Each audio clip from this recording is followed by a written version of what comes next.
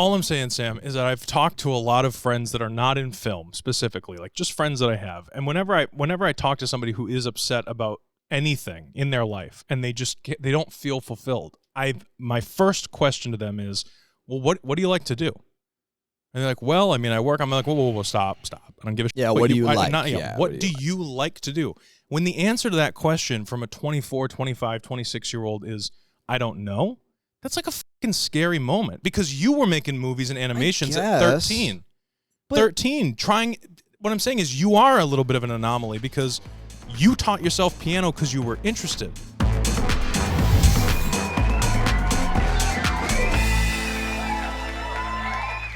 Let me start because I want to ask questions about that because I have a thing that I got to tell you. Yeah, and that you're gonna be like, oh no way. And we can't. Okay, so you can. So all right. So welcome, Nick Williams Show. Like, subscribe, the whole nine. I'm actually very excited because you are someone who, believe it or not, I have immense respect for and love your creativity, and I'm jealous of a lot of your creativity a lot of the time. And thanks, man. I feel like you have done a lot and did a lot more in your younger years that I didn't do that I wish I had done. I feel like, and I wish I knew you growing up. Like I wish like we had gone to high school together because I feel like we would be Coen brothers. I mean, like we would just murder everything. You know what I mean?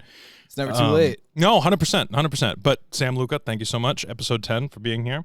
You're amazing. Thanks for having me, man. You were just on a set. Now here, I have a little bit of a disclaimer and some ground rules, and this is what I'm telling everybody. You can treat the show like Howard Stern. So you can swear, you can say whatever you want to say, you can do anything you want to do, you can talk about anyone or anything. Let's assume that I'm a first-time editor, because sometimes things slip through the cracks. So if you say a name, I'm going to do my best to take it out. No, I'm not going to name names. But you can talk about anything. You don't have to necessarily hold back. Yeah. But I'm just saying, just be wary of that kind of stuff because copy that. Right. Copy that goes right. But other than that, I am gonna set you up here because I just want you to go and say everything you have to say about it.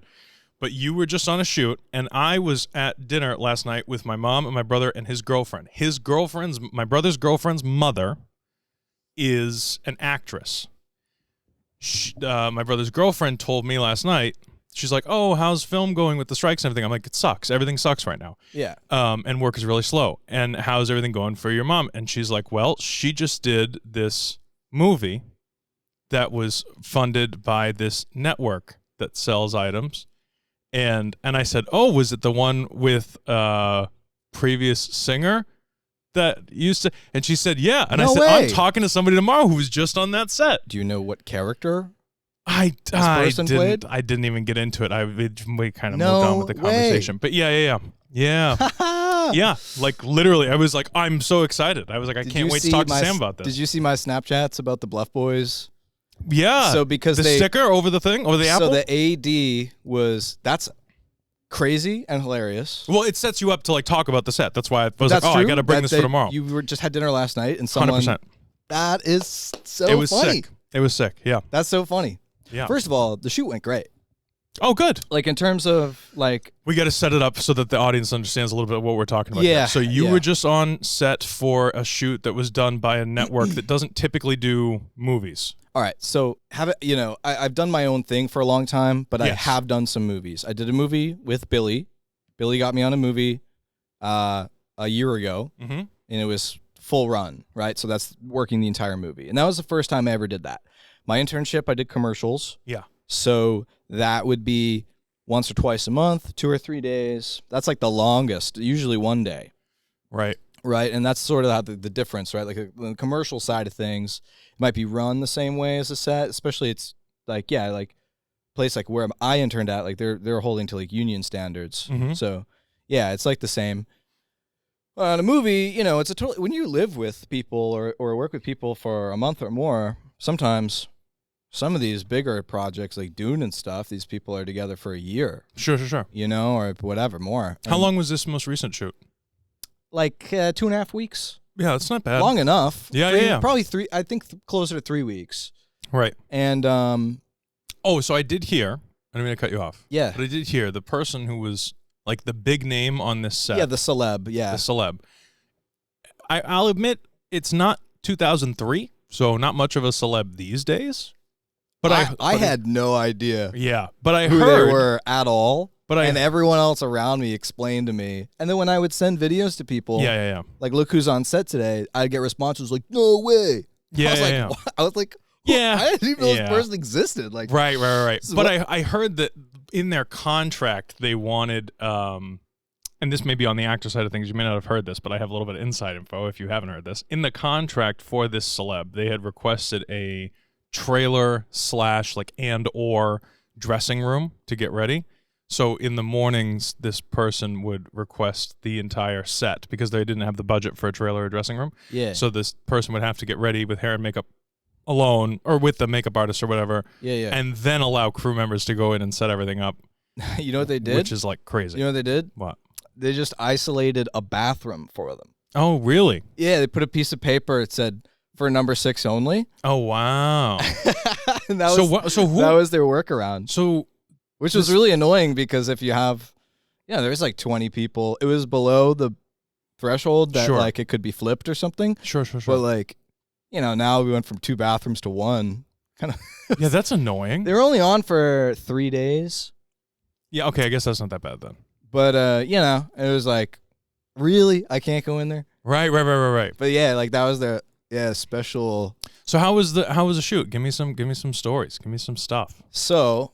Amongst like the group of people that we all know, right, at like sort of at this level, like Billy and Ryan and Colin and like Andrew, and like the kind like our little like network. You know how it's like tiered almost. Like you get into like the union heads who've been in there for 20 years, and then it's like you work your way down. Like Ben Heald is like this weird gradient that works in between. He's a weird. Can gradient, I say that? Like, we said Ben Heald in the last one. Yeah, you know what I mean. Like he's how I got into over. Mm-hmm. Like he vouched for me because I did 2 free days on his Black Vulture movie. Mm-hmm. And then Colin was on that. You know what I mean? Like, that's just how it works. Like, you just meet somebody and you get... I will admit, it's weird, though, because if you bump into the right person, you can skyrocket on that ladder to, like, whatever you want to do. Yeah, Colin was assistant camera on Black Vulture. That was Ben was DPing that. Mm-hmm. That's Justin Stoltham. Mm-hmm. He was directing that. I think he wrote it, and that was his thing, like his baby. And this is like 2 years ago, maybe 3. I don't even remember now. But just like I just showed up, I gripped for free. I didn't know what I was doing, but I just showed up. I didn't say anything. I didn't complain. Right. Well, that's the main thing. I didn't break thing. anything. I didn't hurt anybody. And I stayed like way over and helped pack out the truck in the middle of the night, getting bit by bugs. And I just didn't complain. And Ben was like, "Yeah, all right, this guy's cool." Yeah. And he just said he texted me and was like, "Let me know if you want." I mentioned this with Billy and Ryan. Like overhire thingy, and I was like, "Thank you." I mentioned this last week with Billy and Ryan on the show. Like, it shouldn't be.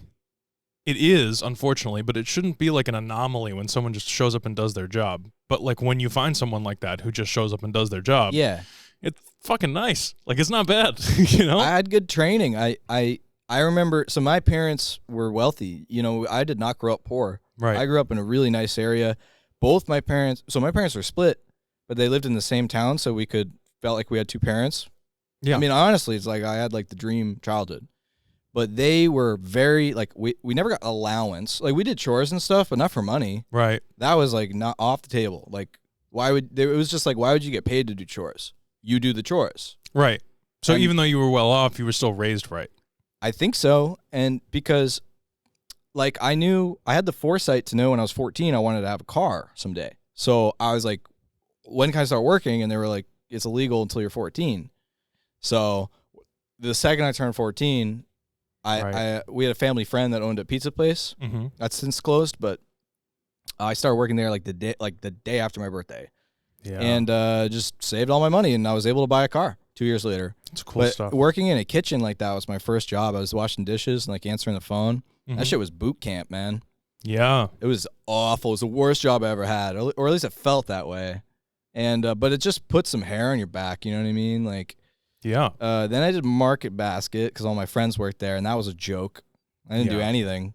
We just goofed around, right? But like that's like my very first experience with work was like getting screamed at, loud. There was hot stuff, knives, stuff that could hurt you, and it was fast paced, and that just it set the bar early on so that like later when I did things that were actually difficult, it didn't seem so bad. Sure.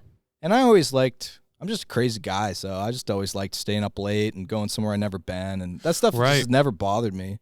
I've always had like wanted to explore and get dirty. I loved camping. I was like a Boy Scout and stuff. So like that's just like all synonymous with like film set life, Yeah, and like you have to be able to like tinker with things and be able to like fix problems. Critical thinking's a big deal. All problem solving. Right.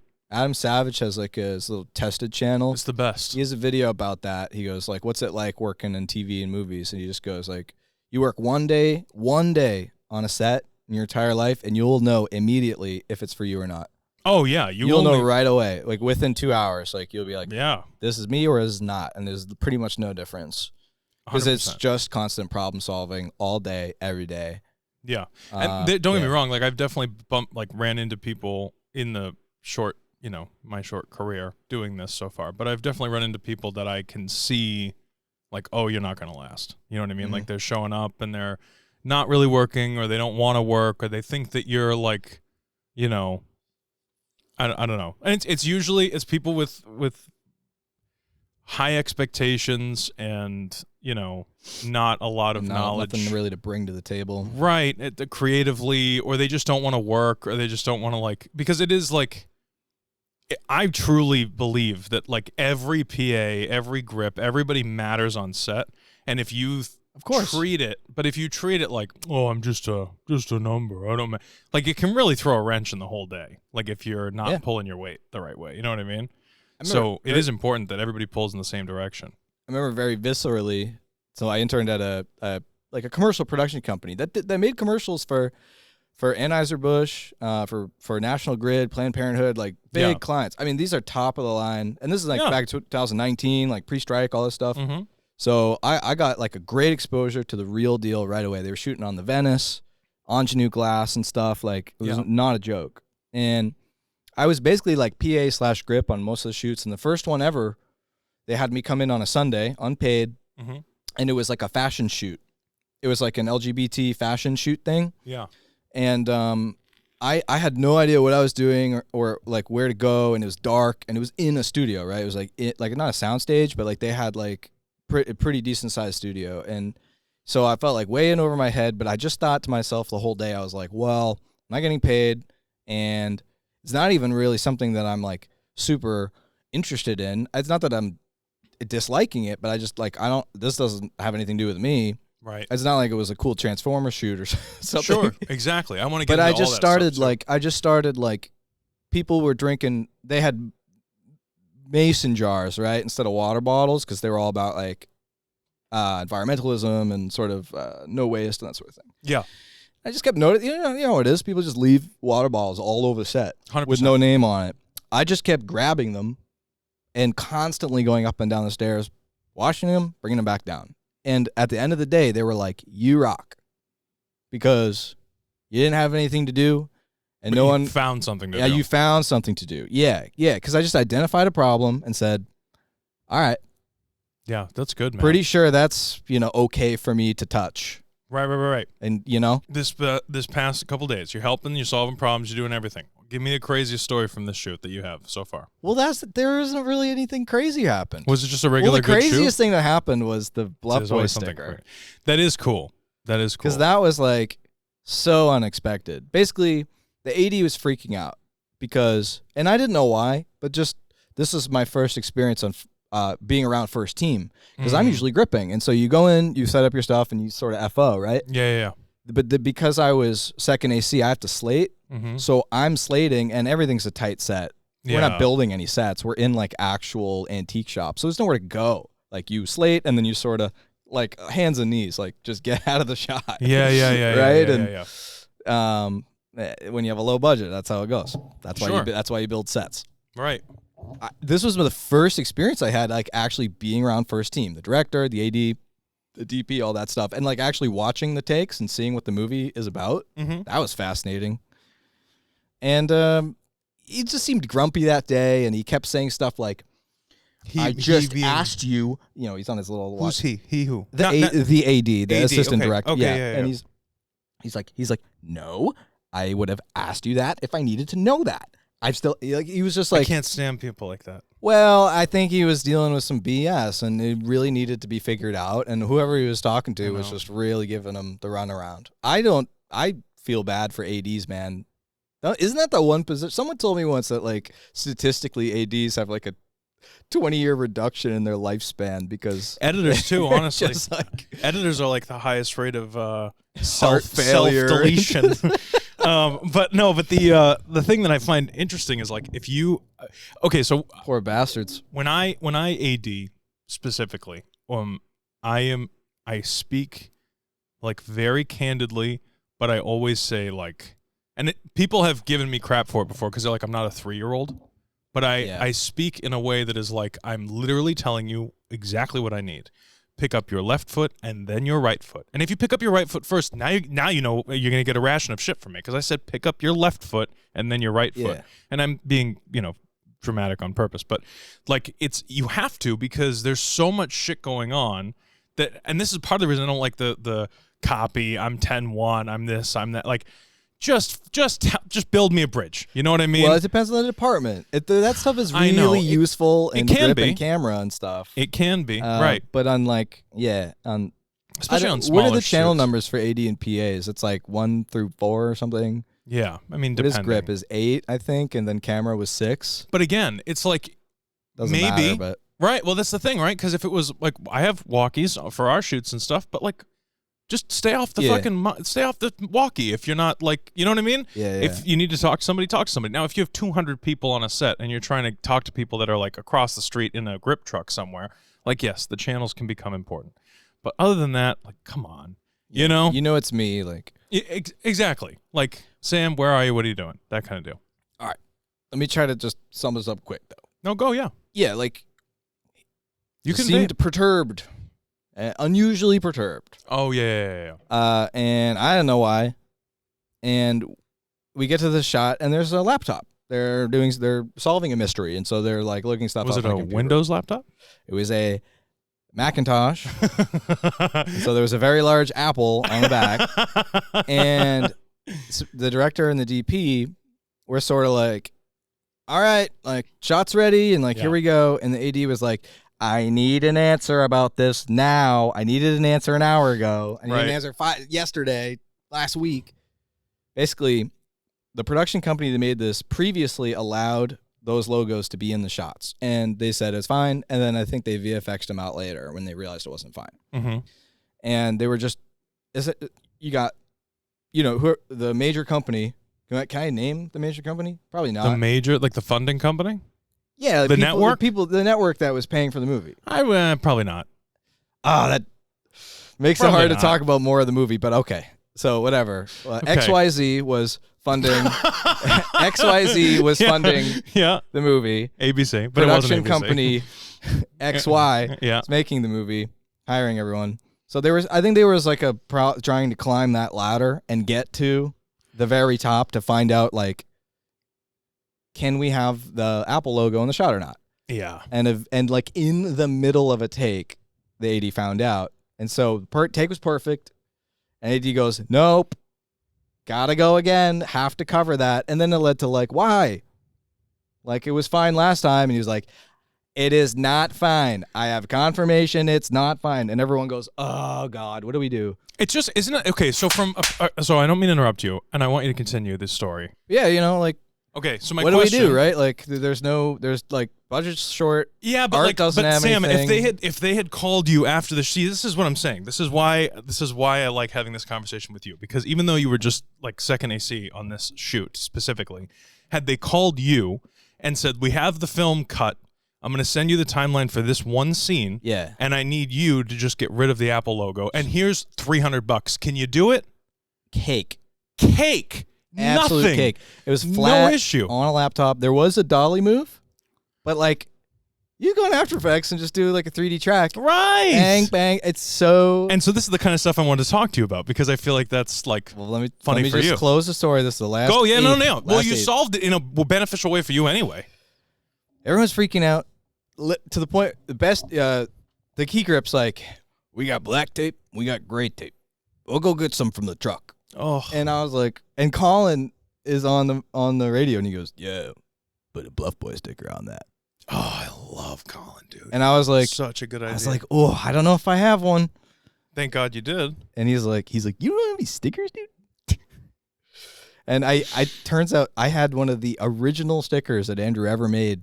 He gave it to me, and I put it in, like, I have, like, a toiletries bag. Yeah. Because I'm, like, sweaty guy. Sure. So I like to put deodorant on, like, halfway. I like to change my socks halfway through the day. Right. I carry cologne with me. Yeah. It's nice when you're still presentable at the end of the day. And I happened to have it on me, and it had been in that bag for, like, 2 years. So I was like, yo, you know what? I think I have, like, the original fucking.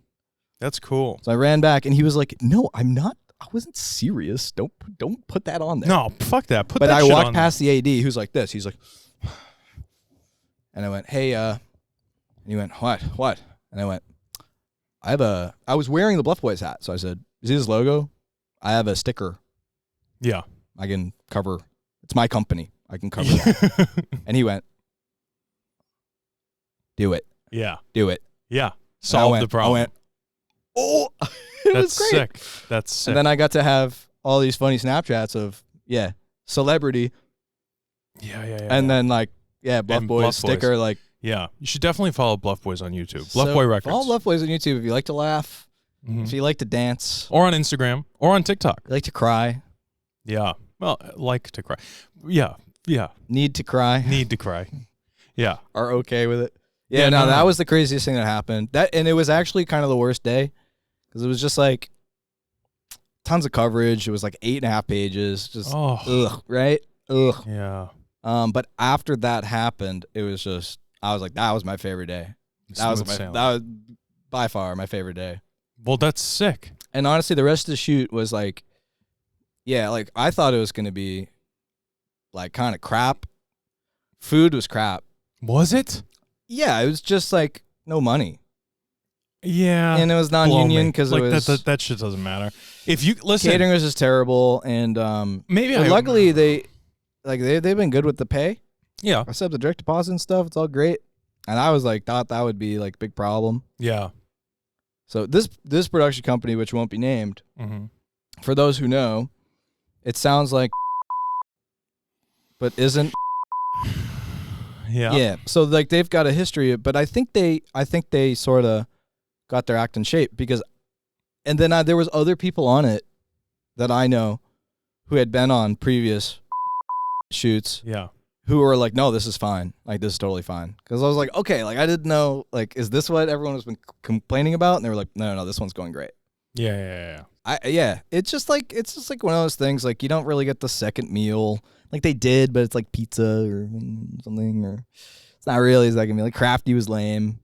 Yeah. And then like the regular lunch itself was just abysmally uneatable. Like it was just shit. I don't know where they were getting it from, but like they did like abide by, like they called for graces and stuff, and they, so it seemed to me like they got their act in shape, and we never went over like 13 hours.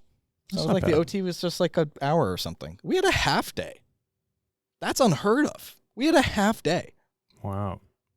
It's weird on scheduling. We do 8.5 pages one day, and then there's somewhere a half day in there. Like, this is weird. Maybe it's a location issue. Who knows, absolutely, it was location changes. I think they lost today, too, and did rewrites. Day rate for the celeb as well. You know what I mean? Yeah. We can only, because, it could be thousands. Depends on who, They were very nice, by the way. Yeah. Oh, really? We were totally expecting them to be like pretentious. Yeah. Like, well, it's been a long time since they came out with a just song or anything. So we were just like, oh boy, like can't wait for those 3 days. Yeah.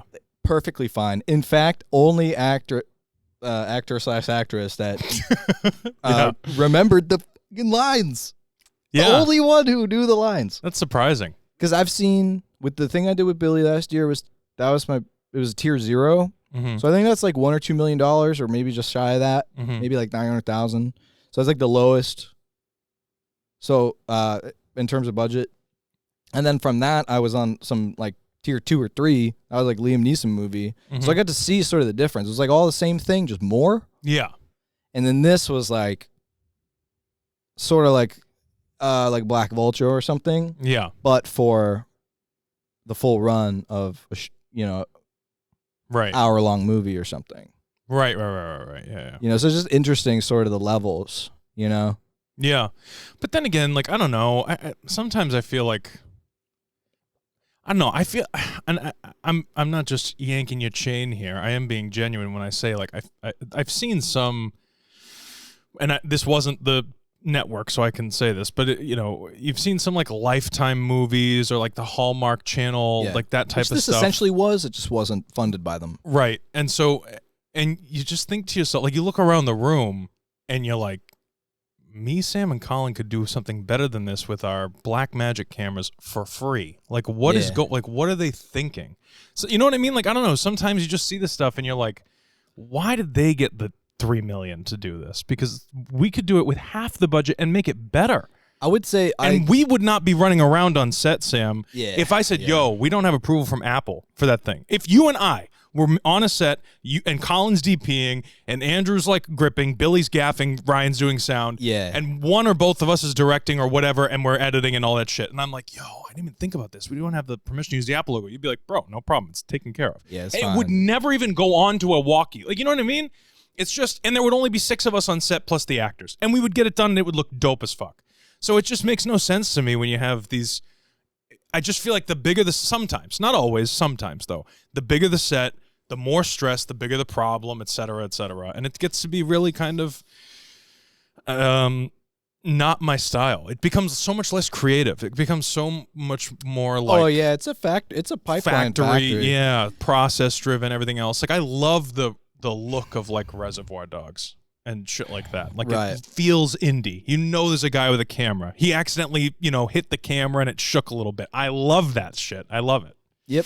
Well, I think it just comes from the top down. And, you know, like Reservoir Dogs, I obviously wasn't there. And to be honest, I'm no expert. But, I mean, I would imagine that it was shot to the same standard that every other set is shot at. Yeah, but the same rules. It's just like, it just happened to be a good story, and it happened to have a good director. Right, but I meant purely on a talent level. Like, you see some of these movies, and it's tropey. Like, to say, like, oh, what are you making, a Hallmark movie? It's because it looks cheap. That's why you say it. But the reality is you're spending $5 million on a Hallmark movie. You know what I mean? Well, I think this one, I actually don't think it's that much money, because Colin and I had to talk about that on just like the long car rides back home. It was always like a 40-minute car ride back, which was nice. That was really nice too, by the way. It was the first time I got to really hang out with him for a long period of time, not doing something Bluff Boys.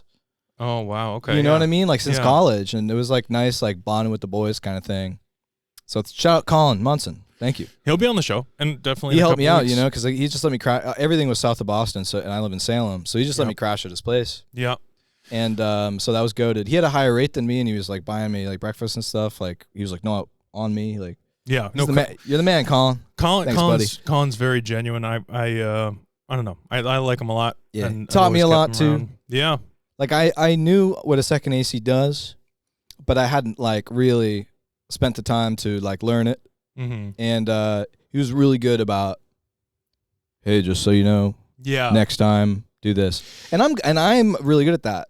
I gotta compliment him now that I'm thinking of it, because he has. Keeps his cool, man. But when I'm complimenting too, it's somewhat out of jealousy, because he has a way. Colin Munson has a way about him where he can tell you what you did wrong, and you don't leave the conversation feeling like you got scolded or like pee-pee slapped. Yeah, of course. Yeah, he's like, not scolding. No, but like, I don't know. You know what I mean? Like, there are some people out there, especially in this industry, that'll be like your director, who's like the AD, I'm saying, who was like, no, that's not what I said. Yeah, you're like catty about just it. Fucking chill. And Colin is always very like, hey, in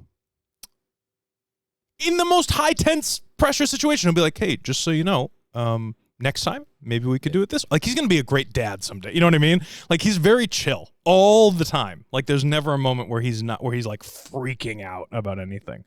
That I've seen on a set. Oh, it doesn't help anything. I mean, like, you're not. But I freak out all the time. I'm saying I'm jealous of that quality of him. Yeah. Well, I think if there's one benefit that came from our communications degree from college, it's that, because although I can freak out and yell and stuff, it's like when I'm at work or I'm working, I also do that. And I do not yell or scold, because I personally don't react well to that.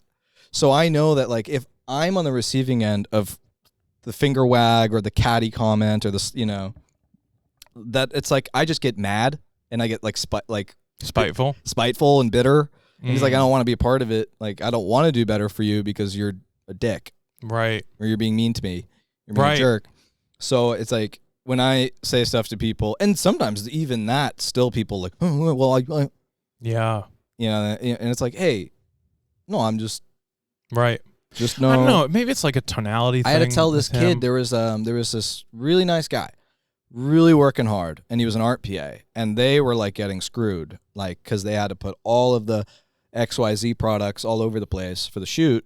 Constantly, every day. Yeah, and we couldn't even hold locations. Like we shot at this place and we loaded in and out of it like 4 times. It was crazy, just because it was like an actually operating business. Sure. They didn't have the place closed down for the day. They were operating while you guys were shooting. One of the places with the star in it, with the celebrity in it. Yeah. Yeah, it was a winery, like with a vineyard in the back, and it was like literally just people walking around in the background during like a very pivotal moment. Oh my God. Like the reveal of the murderer. Like this. Oh my God. It's like people walking in the background in the windows, and they were just like, that was the deal, It was a really pretty place, but probably the deal was you can shoot here for free, but like, you have to, like, show the name of our actual place, and it's like an ad placement kind of thing. And 100%. It was, I think, a Sunday too, and they were just open. Yeah. And they had like the back was open, like outside, and we had the inside. Yeah. And the windows were frosted because the whole thing was supposed to be Christmas. But yeah, there was like a little girl so upset. Bless her heart, just so obsessed with what was going on. Oh, she's probably like every 7. Shot.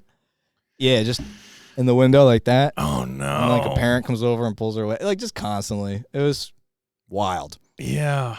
What are you gonna do? But everybody just sort of goes, "Well, let's just get it. Let's just make sure it's like, that there's a movie here that can be cut together and make sense." And you gotta just. Yeah, do it if you get can it. Do problem solve it. You gotta just say, well, there's no fix for that problem. So yeah, I really don't even mind it. Like, especially again, if the story's good, if the script's good, if it's shot well and there's good acting, like a background extra who's not really an extra, who's like a background person who's a civilian who just kind of like looks in on your muggle, whatever. Yeah, a muggle, right? If they like look in while you're shooting, like no one's gonna notice. It's gonna be a little Easter egg or something like later down the line if the movie is successful, which most of them aren't. Certainly, the target audience for this kind of movie is not going to notice or care. Right. And then the other thing, there's like an argument that like, I mean, they're supposed to be at some public business. Clearly, they're not at home. Right. Well, there's supposed to be people in the background. Free extras. I was just going to say, what's easier, free extras or that's like, that's what everybody does. Another like $10K a day to have 100 people walking around the background. Yeah. But there was a super stressed out RPA who. Oh, yeah. Tell me about this RPA. He just kept running everywhere. He was running around. I mean, I'm swinging lenses, right? Right. Cook lenses. Ooh, nice. Hefty couple grand. What is a Cook lens? A prime Cook lens? Like, got to be like $15K minimum. Yeah. PL mounts? Yeah, I think so. The worst. I think so. What kind of camera was it shot on? It was shot on red. One of the older reds. To the left. Yeah, to the left there. What's one of those go for? Well, so you can get a pack of 6 for $7,500 plus tax. So that's actually a lot less than I thought. But these right over there to the side. There's a single one there for $8,000. Yeah, well, here's a single one for 14. Okay. I mean, right? they like go up, they get up there, yeah. There are far more expensive lenses. At my internship, holy crap! The Ingenues were, closer to that, 40, 50K. Yeah. Well, and they're rented, obviously, but still, you got to pay for them if you break them. So yes. If you're running around these lenses, and I never work again if I'm responsible for even if it's an carrying RPA, carrying it across set, like it's your job. Yeah, exactly. And so like you got to do it. You got to bring it across this busy set. Yes. It's actually in an antique shop, and everyone's ducking around each other. Well, so not only are the Cook lenses expensive, but everything around you is expensive too. Yeah, or just there's no like safe place to walk it across. Like you just have to cross set. Yeah. And you need to do it quickly but safely, and so I was pretty good at that. Like, you know what I mean? Like, you just have to have common sense. And The like, art PA. What about it? What happened? You just kept running. Did you tell him to stop? Yeah. Well, yeah. I mean, because but did like, you there was tell a bunch him like of the times Nick way or the Colin way? Like I'm walking. I said it without yelling at him. You know what I mean? Right, I just like I took him to the side, like towards the honestly, like the last day or two. Yeah. And I was like, hey man, like you've been working hard. It seems like, and he was like, yeah, I'm just so stressed. Yeah. I was like, you really like. Have you? I was like, oh, have you done movies before? Like, right. No, right. I'm in college. Like, I'm Aw. going to do my senior year next year. And I was like, Good for him. I was like, cool, man. Well, like you're working hard and like just keep that up, and you know you'll be just fine. But I was like, you got That's so I was gonna say. Yeah, I buttered him up, just buttered him up for a sec, and I was like, but like you gotta stop running. Right, but how about we do it at a slower pace? And he was like, oh, I was like, yeah, like like running indoors. It's kind of like you're literally a bull in like a in china elementary shop? school. Like, don't run in the hallways. Like, what are we doing? I was what like, are we because doing? I was like, there's a couple times, you came around a corner with like a Christmas tree, and it's like, I know you got to put your Christmas tree down, but like I'm holding, 30 grand and the rest and my potential future. And he was like, oh, all right. I was like, Mm. if you were to break that Anything. lens, because he ran into me from around a corner, like a blind corner, and you come around. Yeah. I was like, that's it, man. That's the end of you. That sounded good. That was good. Isn't that a good sound? Yeah, this is what he's doing. He was, jeez. Poor guy. He was just trying to do a good job, and he was getting barked at. Like his I whole bet. life was just getting barked and screamed at. My boss is Colin. Yeah. It was like the best thing ever. It is. It is. So, but like I don't, I'm not like his boss.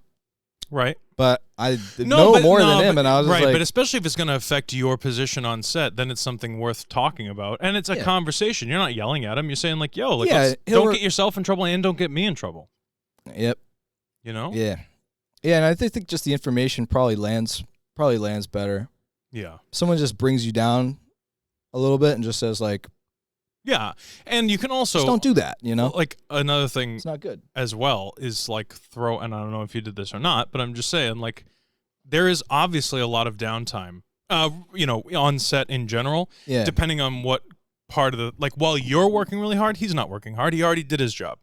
I think that guy was working hard all day. No, but do you know what I'm saying? Like he definitely has different downtime. departments have sort of their at ups different and downs. times, right? Mm-hmm. So like you can say like, hey, listen, if you need any if there's anything I can do to slow you down, help you out, something small, I can't stop doing my job. But if there's something I can do to make your life easier too, it's always helpful. I don't know, it's just helpful to be helpful as opposed to just scolding and finger wagging and all this other stuff. You know what I mean? Well, that reminds me, actually, I did say one other thing to him because this came from Colin. I didn't really notice, but so low budget and art is just getting screwed, and they kept stealing tape. And they stole a roll or two of our tape. Oh. That was found later.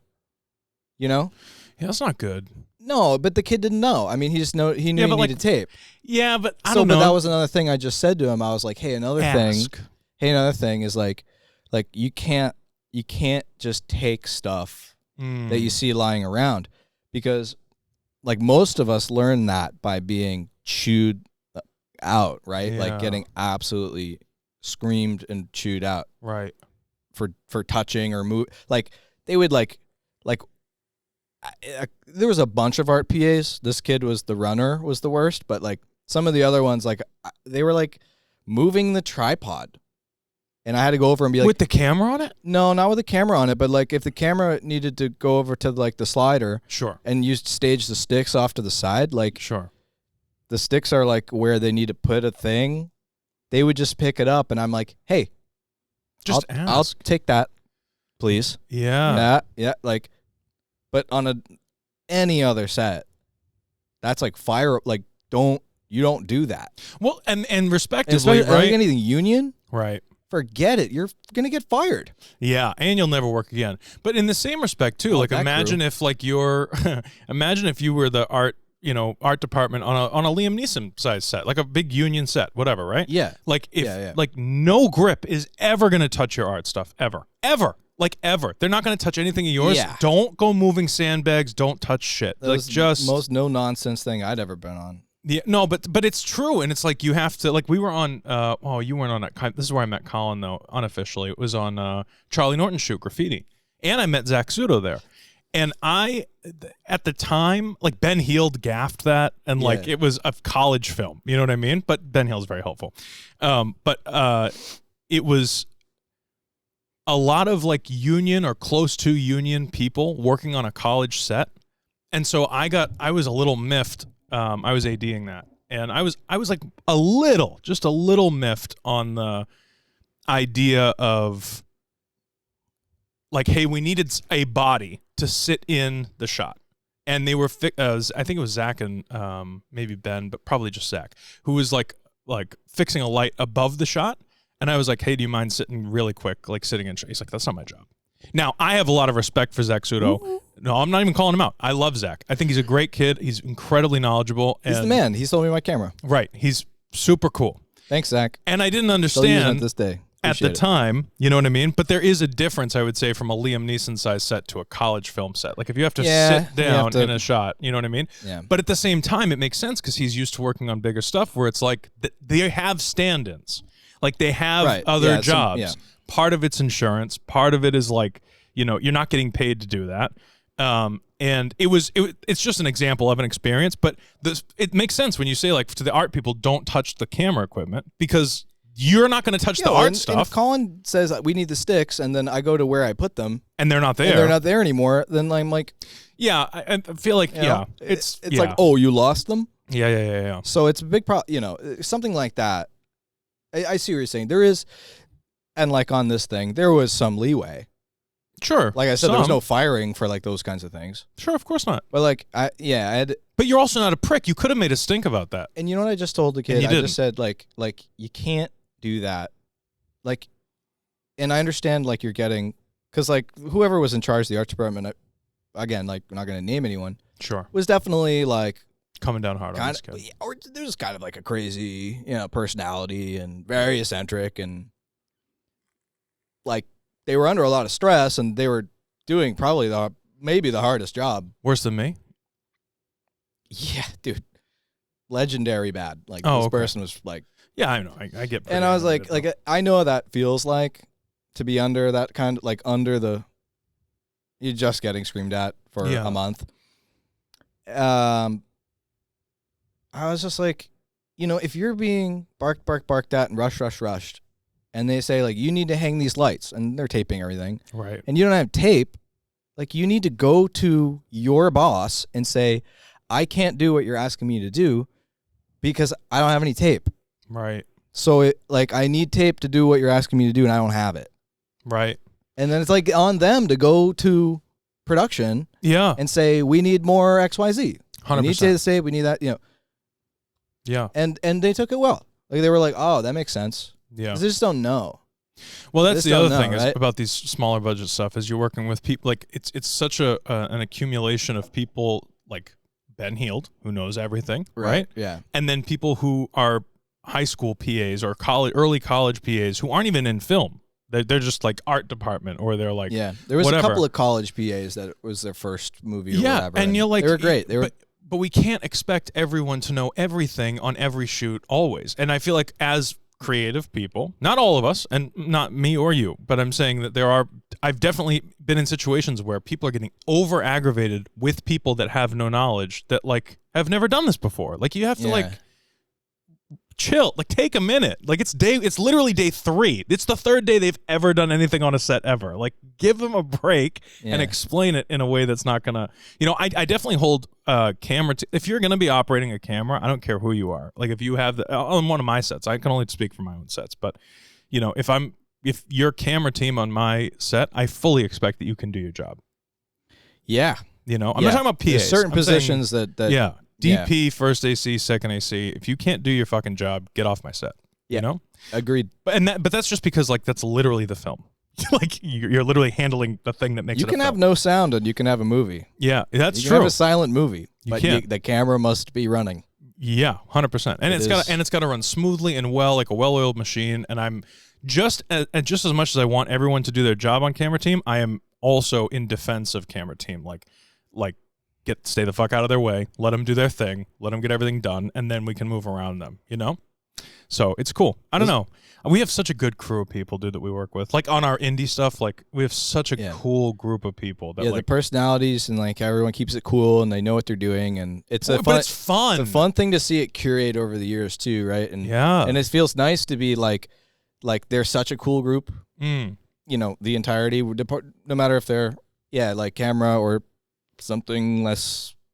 Or even on post or editing or whatever. Like, everybody always wants to be involved. They always want to help each other. It's just a cool group. It's nice that, like, that, like, I haven't been, like, exiled.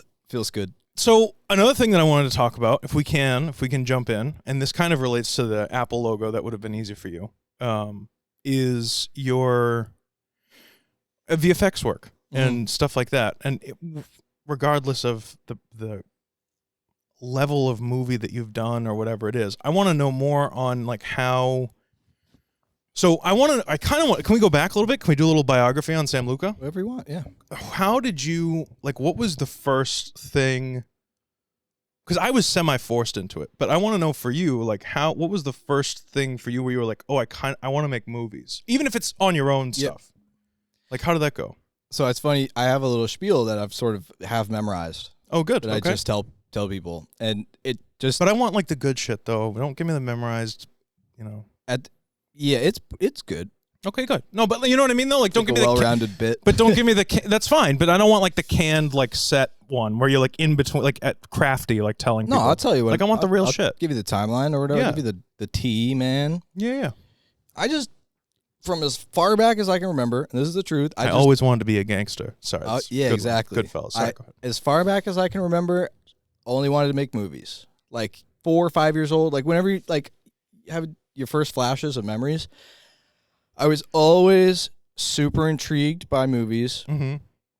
Especially like, you know, I grew up in like the DVD era, and so there's always the menus with like the behind the scenes and stuff and the making of, and I was such a sucker for. It's funny to think now. We're the same fucking person. You're just shorter and skinnier. Go ahead. We're the same fucking person. It's just creepy. I love it. Well, you dude. can grow a better beard than I can. So that's okay though. You got trade-offs. You got the Italian and you're stronger. last name. You got to think of it that way.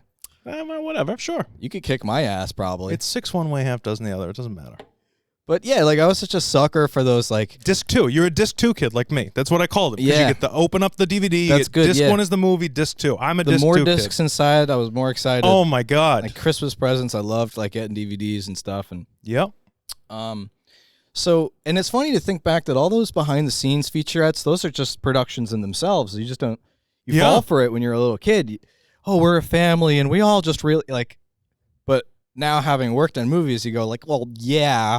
Right. I guess after the rap party. Yeah, that's where they film. When they 3 drinks in at the rap party. That's when the interviews are done. Continuous actually doing. Oh, yeah. Well, and the actors are getting paid for those days to go and do the feature. 100%. Like, you know what I mean? Like, but it's part of the press tour. It worked on me so well. And like, I love that era of just like, there's such like a optimism back then about the process and stuff. And I think there's still, it's fake optimism as we just kind of revealed, right? But at the same time, I feel like it still exists. We're just in it. Now you just know, now you've seen the guy behind the curtain. That's what it is. Yep. But yeah, so even like being like 5, 6 years old, like, I was at like kindergarten or first grade, I had the intuition that I knew I wanted to make movies. I don't know how or what, probably because of those featurettes. But, sure. But like a lot of people, I think a lot of people are like, I want to be in the movies or something. Yeah, I knew I wanted to make movies because I was a big like action figure kid, so I used to imagine little stories and I used to draw comics and stuff and write little stories and all that kind of stuff, which is almost like my who knows, maybe I'll bust that out someday and make like a cartoon and take out on it.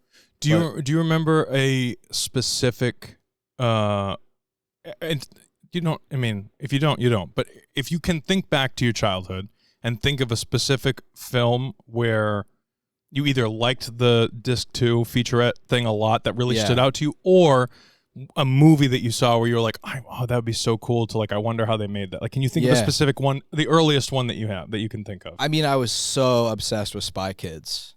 Oh, such a good one. Spy Kids. That's such a good answer. Much. Yeah. Because I was just like the same age as, not the same age, but like close in age to like the little brother. And I had an older sister. Now picking your nose.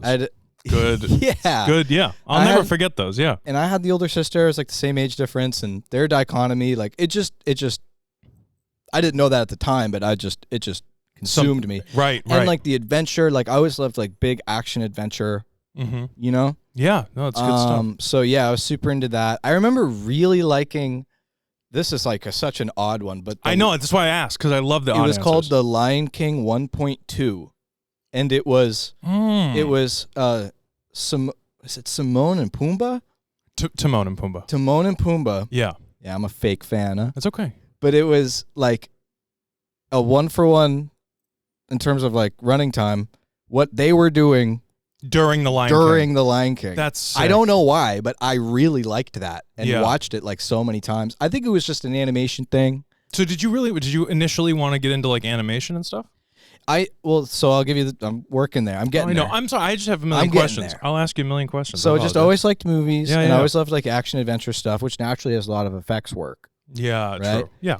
And so, when I got closer to like 5th or 6th, I think it was probably like 5th grade or like 6th grade or something, like 10 or years old or so. We didn't get allowance money, but we got money. My mom would give us money for our grades. So if we got like an A, we get like $10. Oh, and if we got like a B, we get 5. We got C, got nothing. D is like lose $5, and F was like lose $20. Oh wow. So okay. that was the incentive, but it was only twice a year. Right. Oh, I see what you mean. Yeah, Right. yeah, So, yeah. but I had like $80, and I was like, I want to buy a camera. Yeah. My family did have like a camcorder thing, but it was such a pain because it was DV tapes, and so you had to scan it. I love those DV tape cameras. And I'm 9 or 10 years old. Like I figured, I was like, okay, so I use this little device and put the AV input in and scan it, record it, create the clips. Yep. I Googled like movie making software, found Windows Movie Maker was on my like little family computer, started with that. So like as soon as I just had the ability to like get on a computer, I just figured out how to edit stuff. Yeah. Oh, I also really liked Naruto. Yeah, anime's big for you, huh? Just that. Just Naruto? Just Naruto. I tried watching other ones, and I don't know. That's funny. I just came on the TV one day. I really liked like Danny Phantom and any sort of action cartoon. Yeah. So when it came, difference in 3 years is crazy. I know. Phantom, dude, that's crazy. Oh, I just like I used to make my own Halloween costumes. I used to always make crafts. I used to make like arts and crafts all the time. Yeah, that's cool. I loved Mega Man, and out of paper and crayons, I used to make like 3D emblems and stuff, and like I was always building stuff out of cardboard, like fake weapons and stuff. Yeah. I was just I don't know. So for YouTube purposes, you were probably super into like Bobby Wong. Yeah, that's later though. Freddie Wong. That's a lot later. So the way I got into VFX, the first instance of it was that I got myself this little flip camera from Radio Shack that was like $80. The actual like flip camera? No, but it was like it flipped out the screen. Oh, okay. And it just shot, I think, like 360p video or maybe even 240. I don't know. Yeah, bullshit. Yeah. Digital video thing. And I was like, all right, like now I can make videos. Yep. There you go. But I was like such a weird nerdy kid because everyone in the area I grew up in was like baseball was like what you did, and I was just terrible at sports. I liked the computer thing. So I knew enough from the featurettes and behind the scenes stuff. I was like, all right, well, so nobody wants to act in my movies, but if I can get a green screen, then I can play all the parts. God, so I Googled best green screen software. Oh, fuck me. Here we go. Yeah. And, software wise. Okay. Best green screen software. Yeah. At like 11 years old. And that led me to like, how do I torrent After Effects? Yeah. And stuff. So I actually used After Effects before Premiere. I didn't even understand how an editor worked really. Wow. I just knew that like a Google result said that After Effects could do green screen stuff. Yeah. And, the rest is history. It's just like I had that on my computer. Yeah. Figured out how to torrent it and steal it. Just by like watching really sketchy YouTube videos. And one thing led to another. And like maybe around like 13 or so, like the Freddie W stuff. And so I started practicing. Yeah, like 13 or 14 is when I like actually, I also torrented like Action Essentials. And so. Oh, Action Essential's so good. I still have it. I torrented it all those years ago, and I still have it. Same. Some of the files are corrupt, but yeah, you lose some. And then there was a trap code particular and all this stuff. Like I got into it quick. Yeah, Action Essentials gives away some pretty cool like stuff, and they'll give away like tons of stuff. Like they have like a dust pack that you can get. Yep. Where it's like plumes of dust. I still use it now. I used it a bunch in all the Bluff Boys videos. But they'll give you like 25 dust plumes. You're like, well, why would I buy any more? Like, you know, they just gave them to me. Yeah. You know, it's funny. For most things, cool it works. 100%. And you know, it's videocopilot.com. That was like a big one. Question, and I feel like you're the only person who will answer yes to this, and I hope the answer is yes. And it's okay if it's not, but I'm just wondering. Were you ever, because this might be before your time, 3 years, long gap. Were you ever into Indie Mogul? Backyard effects. I wouldn't say I was like super into it, but like they were in the rotation, you know. Kid, I watched every episode. I submitted a video question, motherfucker. Oh, I swear to God, I bought the mic. I bought the shotgun mic they told me to buy. I was that. I was totally a Backyard Effects like Eric fan. Like he had some weird stuff going on with his hands. He would talk all weird, and I was like into every episode. Just worked for you. It was just the first time where there was something on a semi-regular basis where I was like, I can do this too. Mm-hmm. For me, the movie that really stood out to me was King Kong, 2005. I was 10.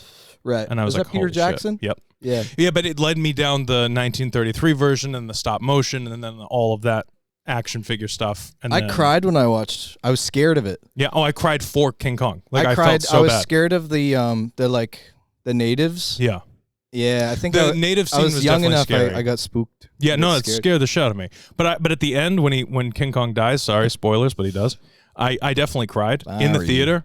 And then when we got home, my mom called my grandfather and she was like, "Yeah, we saw King Kong. It was good, little lengthy. Nicholas cried." I'm like, "Mom, like stop." You know what I mean? Like, give me a break. But I did. And then I found out that it was a remake, and then I got into, and then my parents got, I'm sure I still have it somewhere. They got me for Christmas a special edition of the 1933 King Kong, and it was in a tin case that had disc 1, disc 2, and then there was also like a pamphlet and posters and stickers and a whole bunch of other shit. Mm-hmm. But the disc 2 thing, I mean, I probably like burned that DVD up inside the DVD player. I played it so much. Sure. Everything about the 1 foot tall King Kong that they were able to composite and the way that it just sent me down a path of like, you're telling me I can make all this stuff by myself. Right. I don't need a million people, and I don't need anything special. I also, and I wonder, again, you're an old soul a little bit. Like you every time I reference something on set, you like get it. You know what I mean? Did you ever watch like TV Land or anything growing up? Like I Dream of Jeannie or like Bewitched or anything like that? No. So they do a lot of those because they're sitcoms from the 60s and 70s, but they do a lot of those like blink, like magic transitions where they like snap and then they pause, take it away, and then they just cut out the middle, right? So I would have a camcorder, plug it into the TV, and then I would do a lot of like recording, there's a thing, have my brother do something, and then like take it away, like pause it, and then we'd be able to play it back on the mini DV tape through HDMI on the TV. Yeah. You know what I mean? Like the AV. You're saying like an in-camera edit? Yes. Yeah. So that's how I was, messing around and then re-recording over old tapes and all that stuff. So I would do that stuff with the little DV camcorder I had. Yeah. And no one even taught me how to do that. I just figured it out. 100%. Because on playback in camera, someone would like teleport or something. Exactly. Yeah. Yeah. Super cool. And so I started off by doing that stuff, and then my dad wanted me to do a lot of video work. Video was becoming kind of, YouTube came out 2006, 2007. My dad started wanting to make like promotional videos and stuff for his work. Didn't want to hire a production company. I was using like Windows Movie Maker. Then he got this enormous Mac like tower Intel processor. Oh, you got a nice computer? Yeah, he was self-owned. That's nice. I never had a nice computer. I mean, I had my own, but it wasn't mine. It was my dad's. Right. But then he set me up with Final Cut Pro 7 and told me that I'd be learning that software. Like he didn't ask me. He was like, "You're gonna make videos for me. This is how it's gonna go." How old are you? 11. Yeah. Oh, that's cool. Yeah.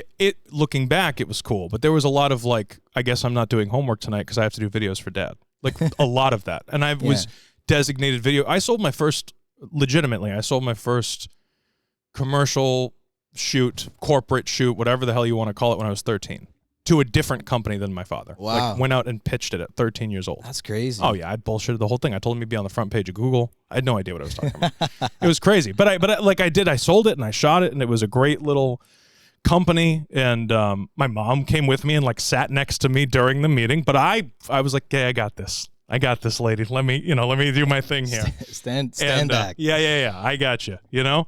And no, it was fun. It's just super cool. This is why I love this, Sam, because I feel like every time we hang out, we're either at someone else's event or we're on set and we're working, but we never have an excuse to like kind of.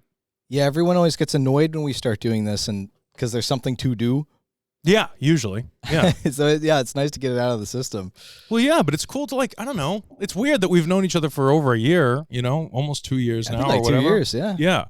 And like we've never been able, like, these are all new things that I'm hearing. It's Yeah. super fun. Like it makes me understand you better as a person. I like it. It's so funny to hear that year, like King Kong was like a pivotal pivotal moment. You want to know what mine was? What? So because it was my transition from, because like, all right, so yeah, like timeline is like 10 or 11, like Windows Movie Maker, and then like an After Effects jump. But yeah, but it was sort Final of so Cut, scary that I didn't really figure it out. But Yeah, I knew it's a it. lot. I knew That's what a it lot. was, Right. which is enough of a helpful boost. And then it's like 12 to 14 is like, I think I did eventually get like a 720p, like a flip camera, like a flip brand. Yeah. And did a little more like Action Essentials, Freddy W. This is like that era. Mm-hmm. And I was also big into 2D animation. I had a drawing tablet and used to do a lot of flash animations, which are sort of lost, which kind of stinks. I think there are somewhere on, I have so many little like Seagates. I'm just, who knows if they'd even turn on. But, Right. But I remember when it came, it was How to Train Your Dragon, the first one specifically. Okay. And I think I'm like 14, 15, or 16. I really can't even narrow it down. That was, I'm listening. like, Continue. I thought the name of the movie was so dumb and I didn't care about it and I didn't want to watch it. And then I just did on a whim. And it was one of those things where it blew my mind. First of all, 2010. So how old were you then? 13. Yeah. Okay. Yeah. So yeah, that lines up just about right. Yeah. I mean, first of all, this movie is just like, I don't care how old you are. Yeah. This Good is a movie. fantastic movie. Is it good? Oh, it's incredible. It's out of this world. Yeah. It's so rewatchable. It's so good. Even if it's like, obviously I'm coming from like when I was a kid, it got me. Yeah. But like I have made like my parents and stuff watch it and stuff, and they were like, "What?" Yeah. It's just so incredibly well directed, That's like Monsters Inc. paced. It's very much Monsters sort of Inc. the was- same. Monsters Inc. got me into jazz, believe it or not, because of the theme music. It's I so love it. creative. It's such a cool. Do you know what it's about? No, I remember seeing the commercial for it, but 2010 I was in 10th grade. Like I was Yeah. 16, 17. Yeah, too cool. You're too cool for that, right? Kids movie. And I had just moved. Like we used to live in LA. I just moved back to Massachusetts. So like I was not. Yeah, kids movie was not my my thing. They specifically, like, again, here's another like featurette deep dive I did. Because I was just so fast. I'd never seen at the time. It was such a unique. Like Pixar obviously had made some real stellar stuff. Yeah. But these guys went for like single source lighting most of the time. Mhm. And this is like without getting too like into the 3D stuff. This is No, like you can. before like ray tracing was like really kind of common. Yeah. Like I think it was around, but it wasn't good enough yet. Mhm. So this is still like point lighting, Yeah. point-based lighting, and they just nailed the look. Like a lot of candlelit, because they're in That's like cool. Scotland, or they're like Vikings or something. Yeah. So it's all natural light all the time, yeah. and they just absolutely killed it. And just the characters, and the music, John Powell's score. And I was like, started teaching myself piano around 12 or 13, and so that was a huge one, like learning piano, like to sort of the scores in this movie. And That's cool. yeah, That's and like super cool. kind of hard, like on the harder end of stuff to play, but like achievable for, Yeah. you know, just obsessive, just like the same way that King Kong just like opened and that's how I was like, I need to figure out how to do 3D stuff. And that sent me on like a 2-year thing where I was like, all I did. Yeah. It's interesting you mentioned the Lion King one too. I was just thinking back, like when I was like a little kid, my mom was a Disney mom. She loved Disney, loved taking us to Disney. Mm-hmm. And it was like, I don't know, 25 minutes away from the house. Like we could just drive to Disney. And I remember driving past Walt Disney Animation Studios, and my mom would be like, "You're gonna work there someday. You're gonna work there," because it was always like art, stuff, always drawing, all cartooning. My all thing that was always stuff. ILM. Interesting. That's interesting. Or Pixar. Yeah. So I was, again, it's that 3-year gap. So like I liked Toy Story, but it came out the year I was born, and it was like the first time. I love Toy Story, but I don't know. At that time, I never thought really much about like making movies when I was really, really, really young, like 5, 6 years old, whatever. And then right when I found out that we had a camera that Dad wasn't using, that was at the bottom of a closet somewhere that I could just plug in and use, that's when everything kind of changed. But the animation stuff, I totally agree. And then realizing that it's like, I don't know, layers and just the way that you do it, that you can actually draw stuff technically in a software and then use it, again, not to get too much into the 3D, but yeah, like it's all the same, it's just different, and it's all lighting, and it's all like, you know what I mean? Well, do you remember me showing you that like the claymation thing I did? Yes. And do you remember me showing you the why? Because it was like I did like a claymation thing when I was like 11 or something, or 10 years old. Yep. And was drawing on it on like paint, and that was the whole point, was like, let me just take the exact same tools and see, what can I come up with? Yeah, right? Like 20 years later. The same like little cut mold, the same kind of clay, like yeah. What can I do now? And this movie was what got me to actually like, well, how does 3D work? Right. I don't, because like I've watched growing up with like Shrek and Pixar, like what exactly is going on here? Sure. And that was when I figured out like, oh, you make a puppet, you make a model, right, and you rig it with little like a skeleton basically, yeah, and you make it once. You make these assets, and then you can manipulate them like clay. Yeah. And I was like, you do everything on the computer. I was like, I already mess. done like claymation. Like this is no mess. This is so more efficient, and you can make so much cooler stuff. And it just clicked. I was like, oh, that makes so much sense. Yeah. And it made learning about it kind of easy because it just clicked in my mind. It's so cool. But then I got a girlfriend. Oh, fuck everything. And I got a T3i. Oh, nice. And a car, all at the same year. I was 16. Wow. And I went, wow, I don't want to sit in my room in the dark and eat ice cream and I want to listen film to my dubstep girlfriend. And I want to go out and drive my car and hang out with my friends. And I was like, oh, I can get like really, really cool looking stuff. Just 100%, 100%. This is a lot easier. But there was a very long period of time where I was pretty serious. I wanted to do 3D for a living. Still though, but like any profession, you have to just adapt. Full send. And if you're going to be a pro 3D animator, that's what you do. And I just didn't want to live a life in a cave. I wanted to, and I'm glad that I didn't commit to that. I think it's probably like bad for your body, and sure, you can still do it on the side, but like to go to your job every day and just, dude, you're talking to an editor, bro. Like it's Yeah. the same life. It's just monotonous, and you don't move. It's very sedentary, and like it's very mentally taxing, and you have to stare at a screen with blue light and everything else all day long, and it's a lot. Yeah, but at least you still work with people. Sure. I mean, like I guess you work with people if you're in an effects house, but like, you know what I mean? Like you're doing this part right now. A 3D artist is like not, and they're getting like, that's going to be the next strike. Yeah. Oh, dude, I know.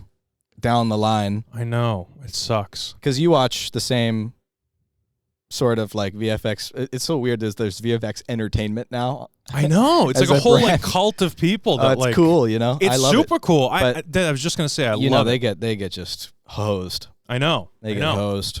And that'll be the next, rise up. Yeah. Well, especially with AI and everything that's happening. Mm-hmm. Yeah. It's going to be, there was a judge recently, not getting political, but there was something that said that AI art cannot be copyrighted, though. There was a judge that kind of upheld that ruling. Well, which is intrinsically made of other people's work, right? So I guess so, yeah.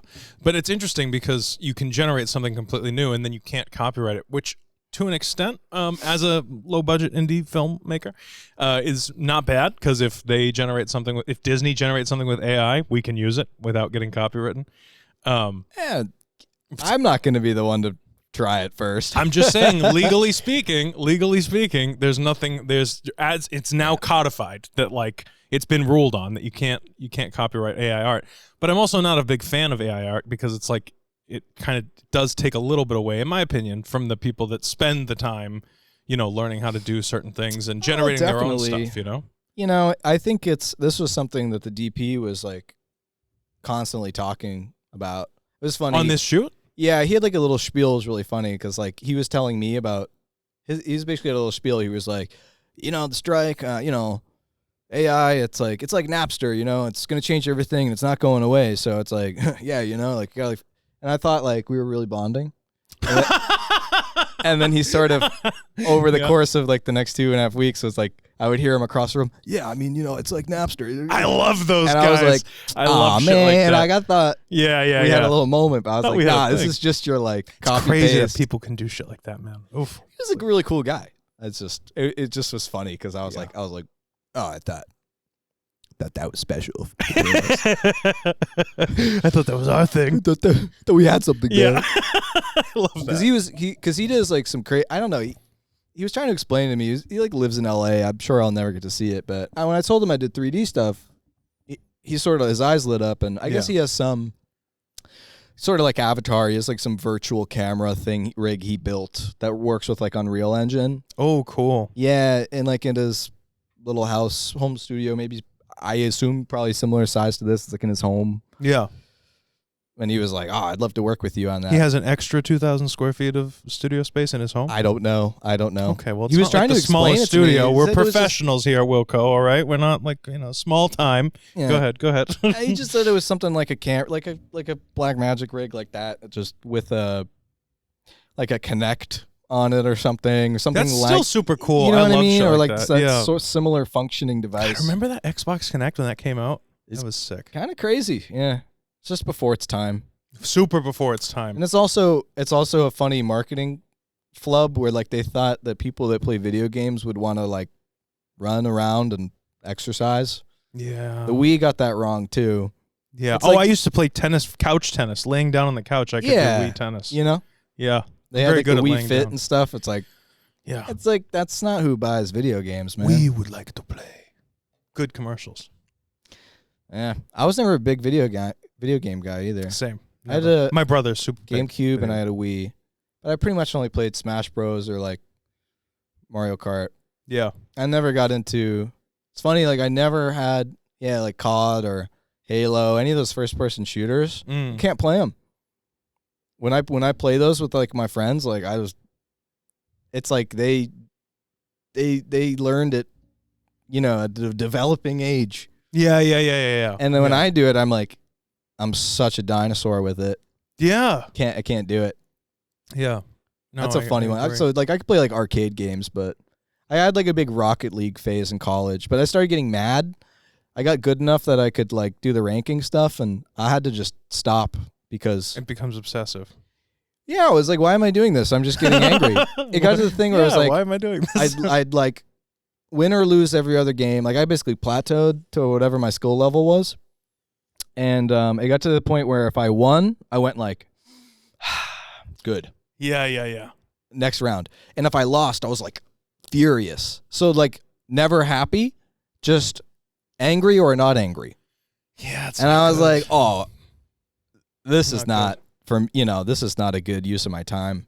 Yeah. And then that's actually a good, just make music or something. It's a good reference kind of as to why I like started this, just not change the subject, just thinking out loud.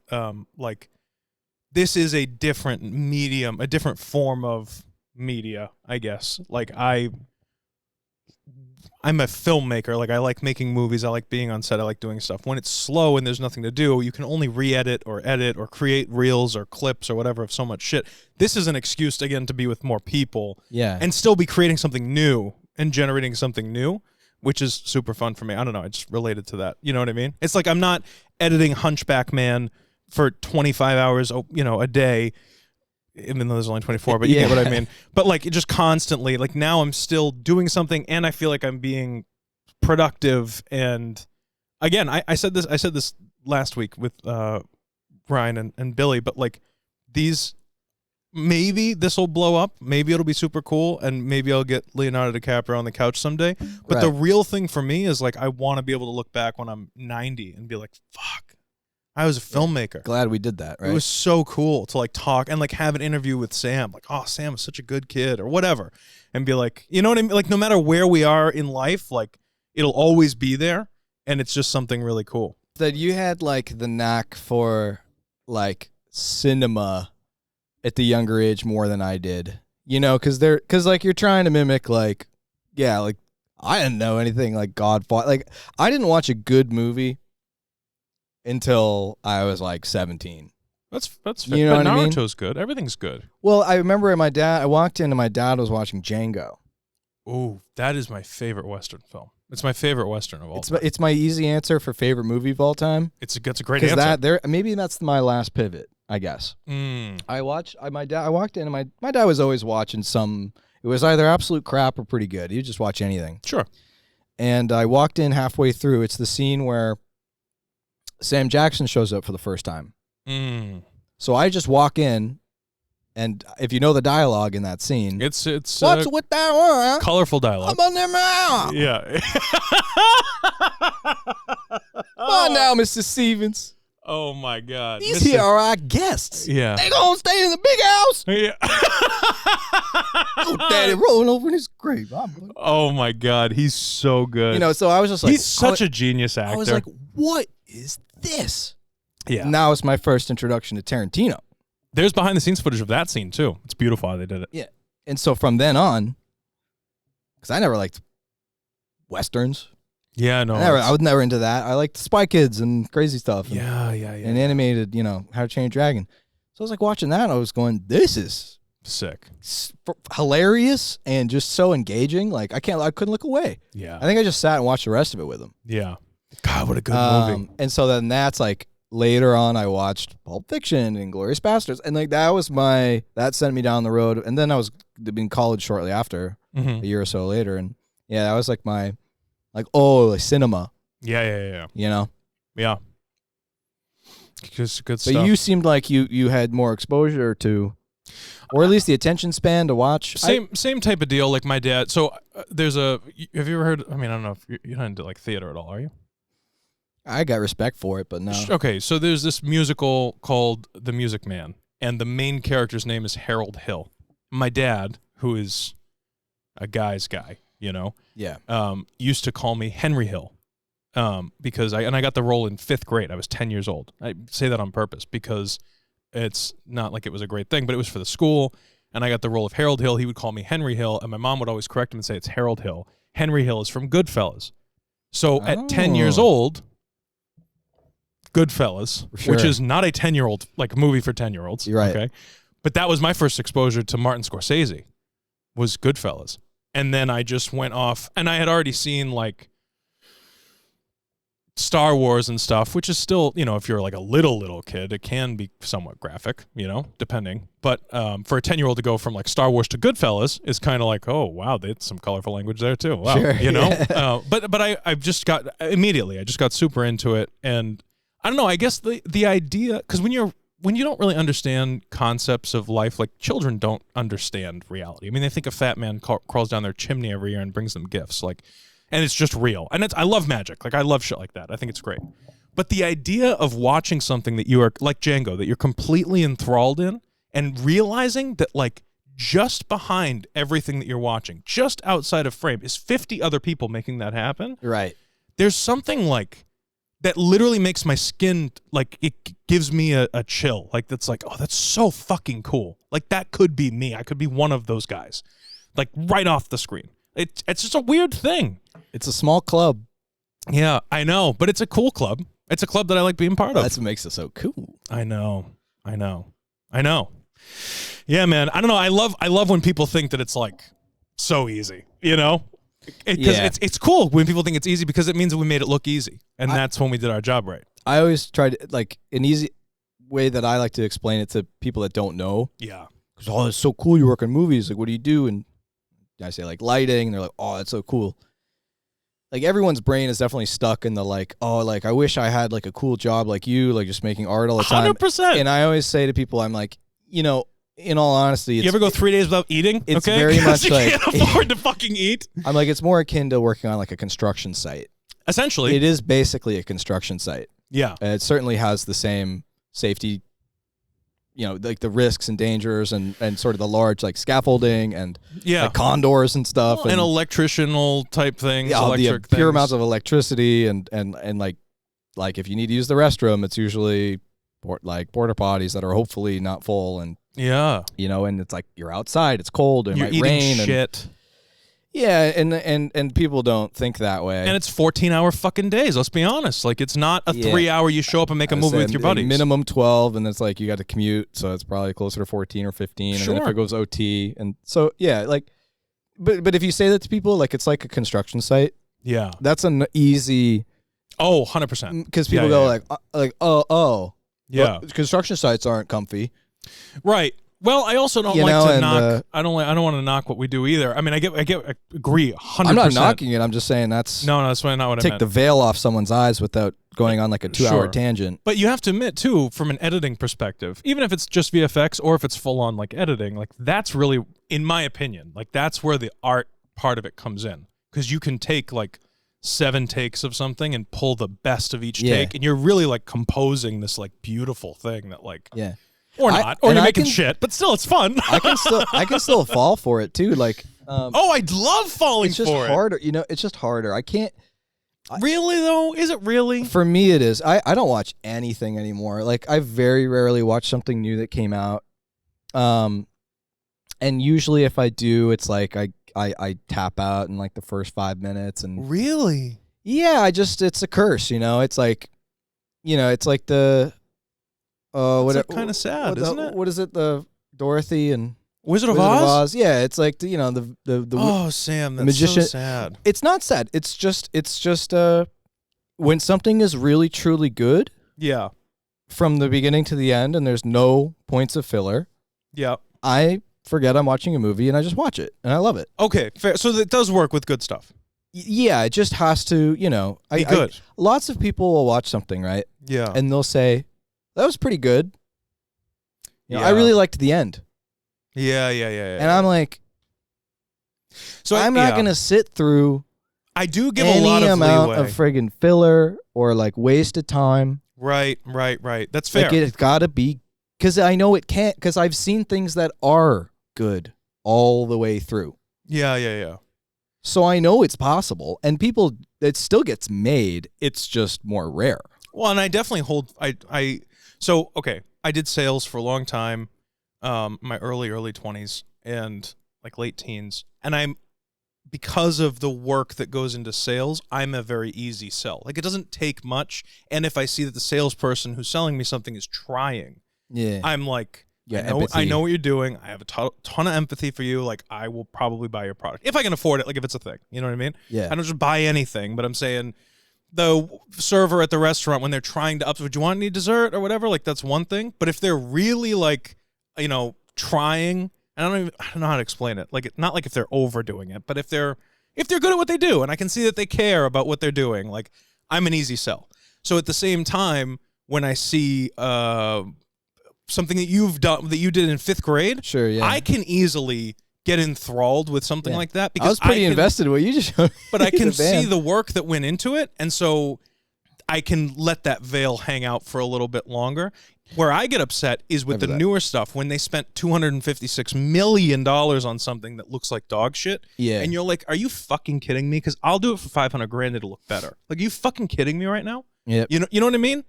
It's like, just story for me. I don't know. It's just got to be a good story. What I mean. That's what I'm saying. It's got to be a good story, and I think I'm just a picky eater. I don't know. That's fair. I agree, but I also give a little bit of leeway.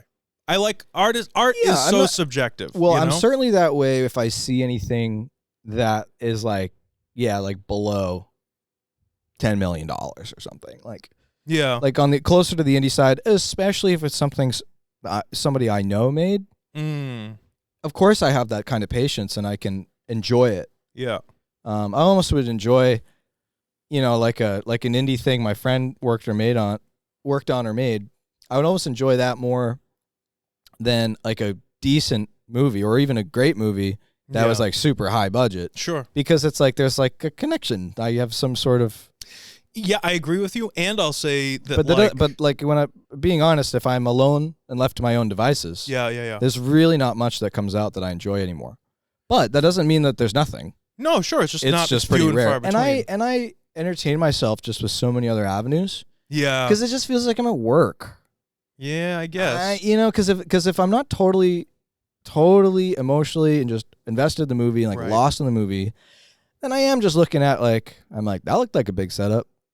Yeah, that looked like oh that's cool. Like my brain starts going there because the story isn't engaging me enough to not think of that. Sure. Because I do watch a lot of just nonfiction or shows on YouTube that are like the VFX shows and stuff. And I love those. Or even just literally just clips. Like last night I was watching for like 2 hours, not even in order. I should have just watched the movie. Yeah. But just clips from Edge of Tomorrow with Tom Cruise. Yeah. Oh, okay. That movie's great. Yeah. If you haven't seen it. I have not. It's like Starship Troopers mixed with Groundhog Day. It's really good. Cool. It's a totally under the radar, like it didn't make any money. Like an awesome flick, Edge of Tomorrow. Interesting.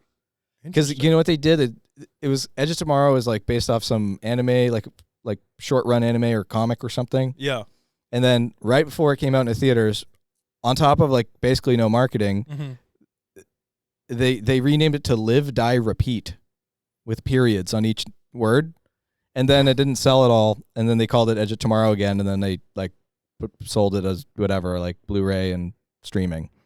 It's weird. It's like a 10 out of 10. I love it. I mean, if you're into sci-fi, and it's got heart, that's just so good. Yeah, no, I hear you. I think it's cool too when something is really good that's on an indie budget. Like I know like you give it leeway because your friends made it or whatever, right? But if you find something that's like really good, like really well done, that Colin made, like on top of it being a friend that made it, but it's also like objectively really good. You're right. It stands out just as much as something with a big budget that does shitty.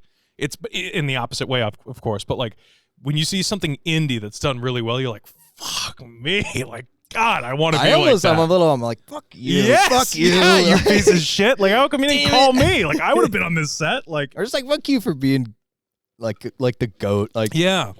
Makes me for jealous. Being amazing. Yeah, but you gotta love it. Yeah. I totally agree. It's like fun jealousy. It's like, fuck, I'm so happy I know you, you fucking prick. Like, you know what I mean? Yep. Like, you're so good at what you do.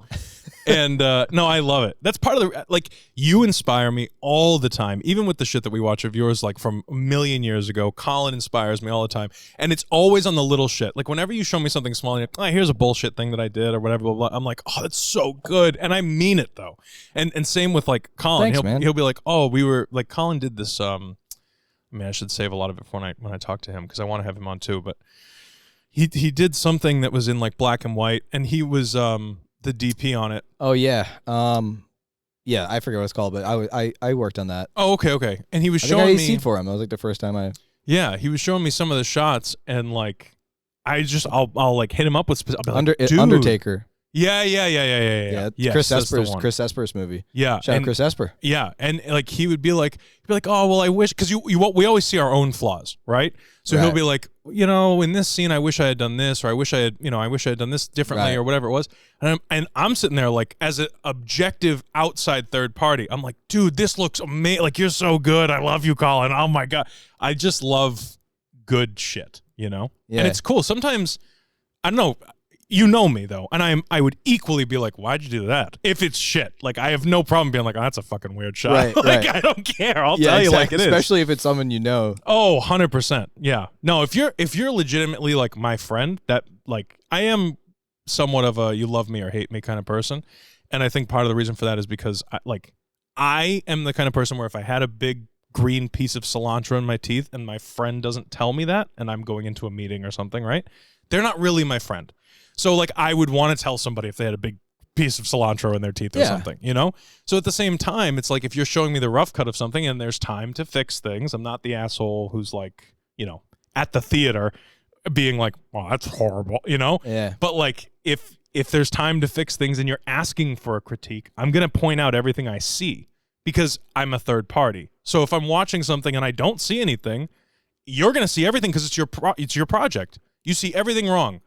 And if I see nothing wrong with it and I have no notes, I'm going to say there's no notes. This is fucking dope. Just put it out there. Do it, you know? I don't know. Do you ever feel like you're not how do you deal with / do you ever deal with like imposter syndrome with your stuff? Well, like I had a little bit of that, like certainly on the set, you know, Colin goes, "Do you want a second for me?" Yeah, well, I mean like with your own work. With my own work, imposter syndrome is like I know specifically, I'm thinking of someone, I don't want to name names, I'm not going to, but I know somebody who makes really good quality shit and doesn't post anything because they don't think they're any good.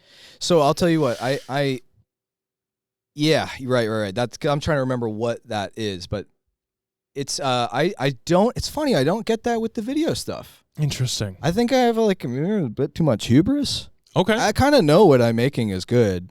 Okay. I usually aren't. If it's mine, yeah, that's what I mean. I'm not going to get off my seat until I know it can be done correctly. Okay. Which is probably why I don't make much stuff. I mean, really the only thing honestly, in years, the only thing I've written and directed, like I was like, this is mine, this is my idea, I'm going to go ahead and do it, was Sinkholes. Really? Yeah, like I think the last time I did that must have been in college. Wow. Because I would. Why do you think that is? Well, I don't know. I did just a lot of corporate shit. Yeah, just started by trying out different avenues but what I was gonna say is I feel that way with my music. Interesting. So you were talking earlier about that, like you want to look back on like doing this stuff and and like, so my thing was that like when I was in college, I started writing songs. I always played music, but I started writing songs. And like, we didn't even touch on this. You taught yourself piano. Like, what the fuck is wrong with you? Yeah, and then guitar, and then bass. I'm jealous. That's why I say you know, and then to sing. You suck. You're an asshole. Go ahead. Well, it was because I want to learn piano. I would love to be able to play piano. Remember I was saying, like, I don't really like watching stuff. Yeah. Like, it just feels like, unless it's that good, I don't just sit and watch things. Right. I'm like, gotta be doing something. And in the summertime, it's usually disc golf. Mm-hmm. Although now I only really do it once a week, but I used to play like every day because I just felt like I was achieving something, and just exercise. I don't go to the gym. Oh, I recently like have been starting to go on walks just to clear my head. Yeah, you got to get at least 20 minutes of something. Yeah, just to get the fuck away from all the tech for just a minute. Yeah. But my thing was always that like once. I have a degree in film and video, so it became my homework. Yeah. Go out and shoot some stuff. Go ahead and edit it. Go out and watch stuff. And that's fine, but that sort of like childlike wonder and just like creative, like I'll do whatever and I'll just love it no matter what, that totally went away because now there's rules and standards and you gotta keep up. And I fucking hate rules. So, but the music, I get that same. There's just nothing attached to it. The freedom. Oh yeah, the creative freedom. And I can be weird. I can try different things. Why can't you do that? I'm not saying that you can or can't. I'm asking, why do you feel as though you can't do that with movies? I think I just need variety. Yeah. And so because I do it for work, I don't want to work when I go home. Do you feel like you stifle yourself? Like you like hold yourself back from being super creative? No, I think I just get enough. I just get enough of it. Right. If I work on a movie for 2.5 weeks, I'm set, man. I don't need to make something of my own. Oh, see, I'm the I've opposite. got the. But what about? But you have that feeling with music, though. Well, I need to make something, but it's just like, yeah, do the movie or go watch a good movie or something, and like I got my fix. But I know really? I need to make something and be creative still. But I'm lucky that I am interested in music because I can go that way and get that. You know, I can scratch that itch on my back with the music thing, but I have horrible imposter syndrome with my music. Interesting. I've got like 3 albums of finished songs that I'm just like, nope. Yeah, it's so I don't want anyone to hear it unless it's good enough, you know? I mean, yeah, I have probably like 30 or 40 songs. Some are just demos or beats, and some are maybe half-finished songs or just little ideas that most people would probably say, like, this is pretty awesome. And I'm like, yeah, but it's not. Yeah. It's got to be, and maybe it probably doesn't need to be, but I feel that way where I'm like, it needs to be at least baseline equally as good as some generic professionally produced song. Yeah. Because I don't know, I just Yeah, we want to be right. Isn't that is that what imposter syndrome is? Yeah, it's like it's doing an activity in a space where you feel underqualified, but acting as though you are qualified. You know, Yeah, or being legitimately qualified and just feeling like you're still not because you're an idiot. You know, I think it's more like that second one. I'm probably making things that are other people will think is great. Sure, but I know that like the music industry is. First of all, you think people are brutal about watching movies. Oh, someone might check out after a minute or something. People, if a song comes on, they don't like it. We're talking like a second or less. Yeah. People will just say, Yeah. and just beep, beep, beep. It's like 10 times. Yeah. The visceral criticism and reaction. It's just all gut. Right. It's all your gut. Doesn't matter the context. People will listen to your song if they know it's you, and they'll give it the time of day. But a stranger won't. Right. Especially with music. So it's one of those things where it's like, yeah, not only is it a quality thing, just like straight up, like, was it recorded clean? Is it mixed well? All that basic stuff. Right. But like creatively, am I just making something that is a copy? Not a copy, but like, like. Has this been done before? Yeah, or overdone, or like it's such a fine balance. You have to incorporate new elements of stuff that are unique to you as an artist, but like you got to use like grooves and beats and stuff that like that people generally like, and those are pretty washed and recycled. Right. But that's just, No, I hear you. I really do. Yeah, music's sound in general has always been like a weird subject for me. Like I've never. I don't know. Yeah, dude, it's just weird. Like it's interesting what inspires people to me. You know what I mean? Like see the red. Oh shit! So the red ones are all songs, and there's insane. 2 in this list that I'm like, yeah, I'll finish those. Shit. And these go back over the last 2 years. Because it's like I'll get close, and then I'm kind of like, not close enough, not worth it. Let me finish. move on. Yeah, let me move on. Whereas somebody else might be like, what? Yeah.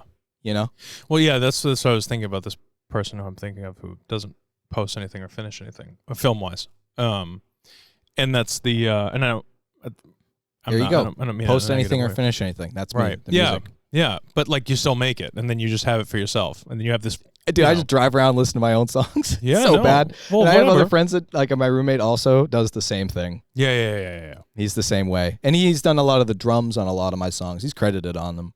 But yeah, that's my don't finish anything, don't post anything. Right. Because I just need it to be perfect. Yeah. No, that's fair. There's 2 of these I want to show you though, because I'm trying to shop around for. I'd like to make music videos for them. Okay. Just trying to gauge interest and stuff, but I'd like to do it like I want someone else to sort of have a vision. Okay. Or yeah. I've always I got Colin and Andrew to help me make the other music videos and stuff, and one of them I just did myself. A couple of them I just did myself, which are fun in themselves. Like the wonky guitar neck one. Yeah, I like and those. like the last song I released was in like November or December or so, and I just took a bunch of this like long exposure photography that I'd been doing, but they're like time lapsey. I don't know if you saw that, but I just kind of mashed that all together, and I was like, hey, wait, this is like a perfect. I'm listening. Yeah. Yeah, but this time I'd like to do something different. Yeah, do something more of a shoot or like a narrative-ish kind of deal. I'd like to have like a lighting guy. I'd like to have like a gaffer or like a and some sort of direction. Maybe an actor or something. I don't know. Could be cool. Just want to poke your brain about it, and I also want to use the little boys' room. Yeah, that's fine. You want to take a break? Yeah, let's take 2 minutes. Do it. And we're back. So how is the little boys' room or the big boys' room? It's lovely. I love the light. I love like the nice lighting you have in there. Shut up. All right. Back to it is actually quite nice. It feels like you're at. A lot of studios have that kind of stuff. You know. Yeah, what I mean?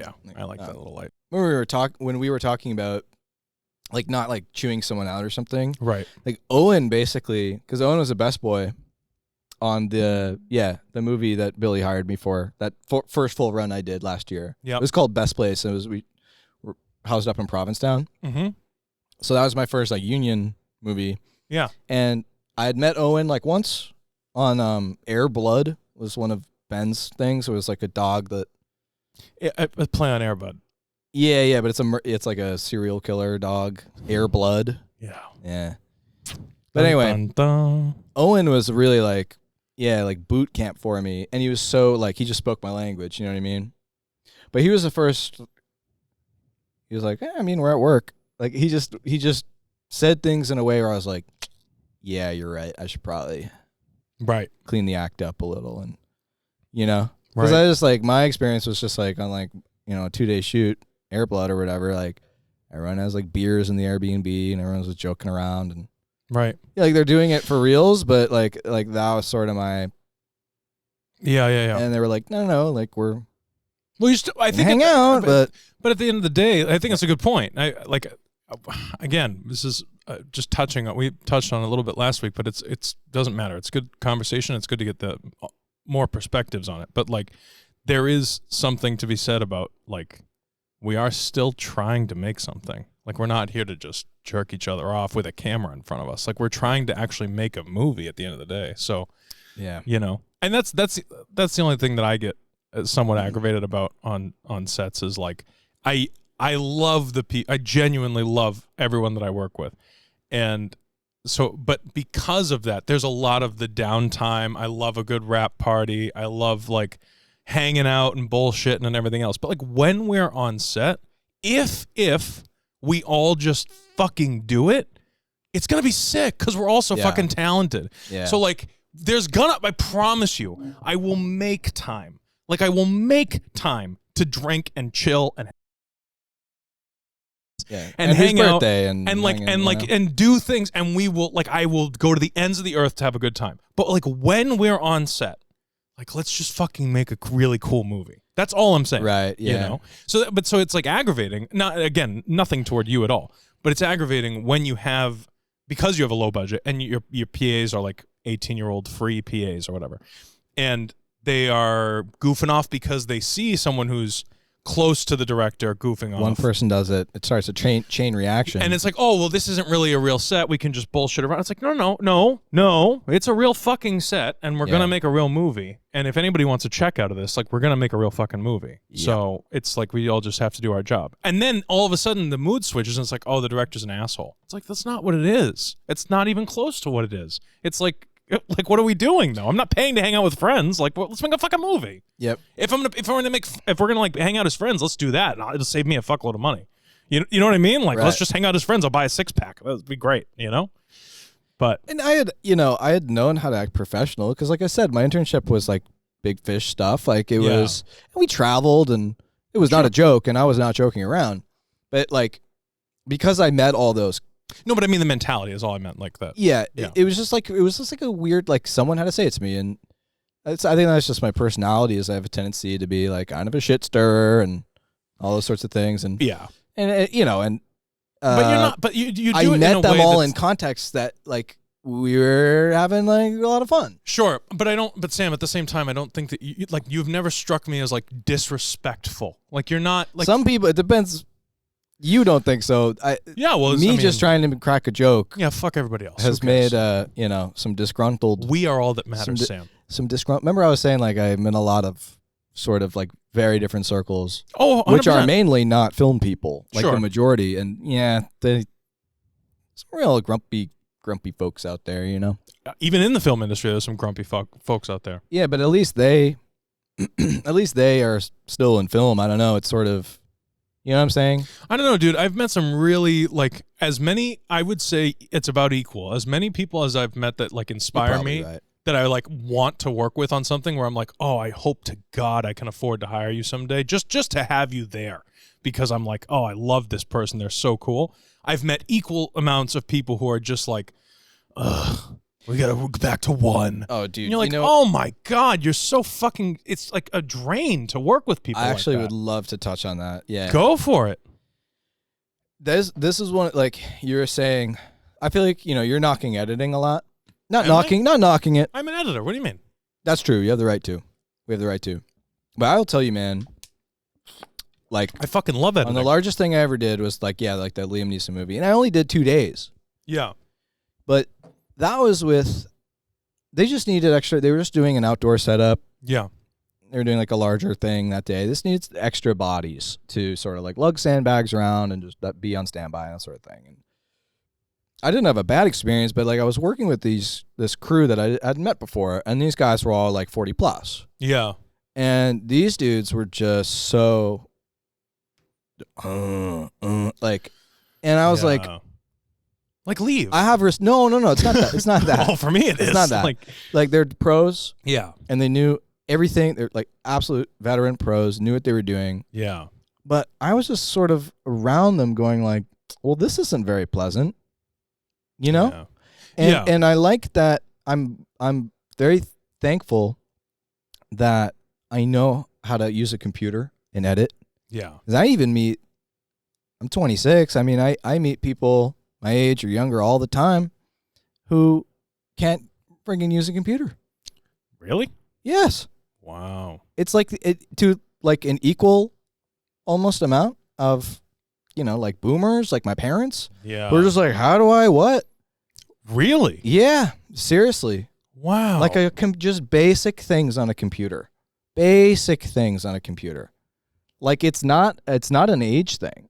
Really, most people just don't, unless you're into computers in some capacity, like have any. And so that's why I just feel blessed that if I was to say break my back or I don't know, right? And I couldn't like do hard labor or something, at least you could still work. Yeah, at least I'm valuable in some way. Right. It'll still work, yeah. And I think a lot of those guys like it was good. It was a terrible experience because it was just like a shitty 2 days work. Mm-hmm. And they were just so grumpy and negative and crabby. And one of them was like, looked like he was in like his late 50s, like he was like an older guy like that. And yeah, I think he just didn't even do the last day because he was just hurt. Oh. And I was like, I it's exciting to me doing grip work now because I'm in my 20s. And it feels good. Like, it feels like working out. You feel like you get stronger, especially you do it for a month. Like when I did Best Place, like I felt like so in shape. Yeah. Just 12 hours of working out every day for a month. Yeah. But I can totally see how Have you ever met? It's not fun when you get older, and I'm glad that I have a fallback. Have you ever met or worked with Walter Stone? I don't think so. He's a gaffer, grip extraordinaire, like amazing guy. Yeah. And it's interesting because Walter, love you, but he's older than me. He's a salty dog, you know. Sure, yeah. But he is a giant kid, and like we speak the same language whenever I have him on set. He's so fucking knowledgeable. It does not matter. It does not matter if it's a show from today that's for kids or I Love Lucy from 1957. If you make a reference, he gets it. He's right there. We're very similar in the sense that it's like I've met a lot of pessimistic, I'll say, young people. It's so discouraging to me to be working with someone who's I love young people because they're like usually they can bring like that they don't have any bad habits and they haven't been in the industry long enough. They haven't been in the industry long enough to like to know what's not possible. Mm-hmm. And what I'm finding is that there are a lot of young creatives out there who either because of college telling them they can't do it unless they have $3 million or whatever it is. But like Walter and I, we'll be on set together and I'll be like, I'll duct tape the camera to the ceiling. And he's like, I have tape right here. Like it's just very that. Yeah. And that's something that I really enjoy about indie film. Do you like find that there are like, negative is one thing. Like just being grumpy is one thing, but like the pessimism will like shut my set down. Like I can deal with somebody who's negative because I'll be like, hey bud, come on, cheer up. And I'll try and like find some common ground with them to kind of whatever it is to like bring them up. And obviously if they're old and hurt, then like that's a different story. But whenever someone says like it can't be done, whatever it is, I'm like, that's the shot we're doing now, and we're going to do it until everybody's dead, until we get it right. Like, however we need to do it, you know? Because I love shit like that. Because then when it works, you have this great story to tell. I can tell you one where I think you were on set for this, because you were on, were you on I'll Call You with us, the black and white that we did? We were up in New Hampshire at a bar, and like... Nope. Okay. Andrew was there. We were in a bar. We had a dolly. It was a tripod dolly. right, and a boom arm on the tripod on the dolly. And Jaden suggested this shot that would go like from the back of a character, go all the way down the bar, and then loop up around to see the characters' faces. And Jaden Moffat he's one of the most talented. He's going to win an Oscar someday. He's just fucking going to. I'm not going to argue about it. He's a very talented kid. And he's a child in comparison to like what his career is going to be. But he suggested this shot. We did it 3 times, and he came up to me and said, man, maybe we should just do it on sticks and just cut to it. I said, we are not switching setups, and I'll leave everybody here locked in this building for 3 days. We're getting this shot. Yeah, hell yeah. The second we got the shot, he was ecstatic that we got it. And I'm like, you see, this is why we get it. Don't doubt yourself. You can take 5 minutes and recoup, but we're going to get this shot, and everybody's here to help. We're going to fucking get the shot. It's a cool shot. Yeah. It's a cool idea. We're going to get the shot. At the same time, on the next shoot, when we were in the restaurant, when you were there on that one, yes, I was there for that, yeah. We were trying to get a shot that was like a swoop-up thing. Remember, we were on the dolly track and everything, right? That was a pain. It was a pain, and we ended up switching the shot because that shot didn't actually work. It was really overcomplicated, and it was nobody's fault. It was a cool camera move, but it was like for no reason. Yeah, it was like it was a weird thing that it just didn't work the way we wanted it to work. And there's a difference, and I think it's like important to kind of be able to see the difference between something that's literally just not working and something that you're just giving up on, where it's like, if you just did one more take, we could fucking get it. Do you get what I'm saying? Yeah. Like, we actually tried to pull that off, but it just didn't look right. It wasn't what we were going for, you know? I'm really into like space, just like space or like space engineering and space travel, and but like outer space. Yeah, like I took like astronomy for yes as my science for like 4 years, like 2 years in high school, 2 years in college, and I was just like really interested in that, and whether it's looking at it, reading about it, studying it, and like on Reddit, like I really like following SpaceX as they're trying to build like their Mars rocket, and they want it to be reusable, right? So they're like the only people to land a orbital rocket, which is like a building, you know? It's like landing a building. Yeah. Standing up straight. You know, at pinpoint accuracy. It's crazy. Yeah. So, because like all of history has been just throw the rocket away. When that's like how it always worked. Yes. Just dump it in the ocean, maybe pull it out, but you're not going to reuse that. Right. They actually reuse them up to like something like 15 or 20 times now. It's just crazy. And they're the only people that ever do it. Like Bezos has it goes up and it comes straight down, but there's massive difference between that and orbiting. Mm-hmm. It's just not even in the same ballpark. Yeah. Anyways, their philosophy from an engineering standpoint, which is kind of like mirroring what you're saying, is that it's like, is it breaking the laws of physics? Right. And if it's not, then it's just a matter of getting it right, engineering it correctly. Right. And I think the circumstances you're talking about, one of them was just complicated, but possible to do. Yeah. It was just a matter of practicing it to move a bunch of times, getting everything to like muscle memory more so. A fine dance, right? Like just getting everything to work at the same time. Whereas the thing that Colin and I, or we were all trying to do with that shot, was just like the tools are not capable of doing what we're trying to do with them. Yeah. So you got to say, let's do it some other way. Right. Right. You know, and that is just, again, it's just all problem solving and like, yeah. I agree. But to touch on the pessimism thing. Yeah, please. My experience is no. People are grumpy and salty and stuff, but no one ever is pessimistic like, this isn't going to work. And really? Yeah, they might say like, why are we doing this? It's not necessary. But no one will ever say like no, that's not going to work. I think those people just don't ever work again. So maybe I might have met somebody along the way over the last 4 or 5 years that was acting that way. Mm-hmm. But like, I almost don't remember it or remember them because I probably never saw them again. Right.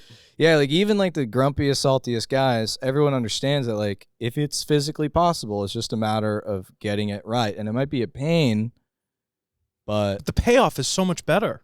But with that decision of like, well, this isn't physically possible with the gear we have, like we need to try a different setup, that comes from the top. And I've never been on an experience where like a shoot didn't work because someone wouldn't budge on that. Like someone always went, this is not working.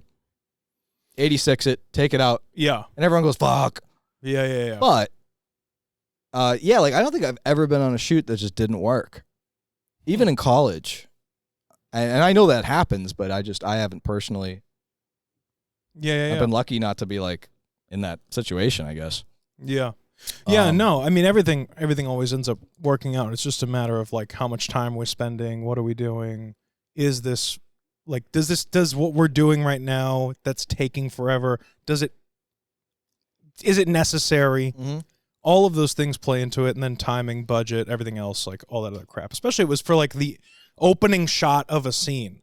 And then we ended up doing something equally as cool that was possible. It wasn't like I hate the idea of I can't do this really cool shot with a bunch of movement, so let's just go to sticks. It's like, it makes me want to just rip all of the hairs I have left on my head out and makes me want to just like jump out the window into like traffic.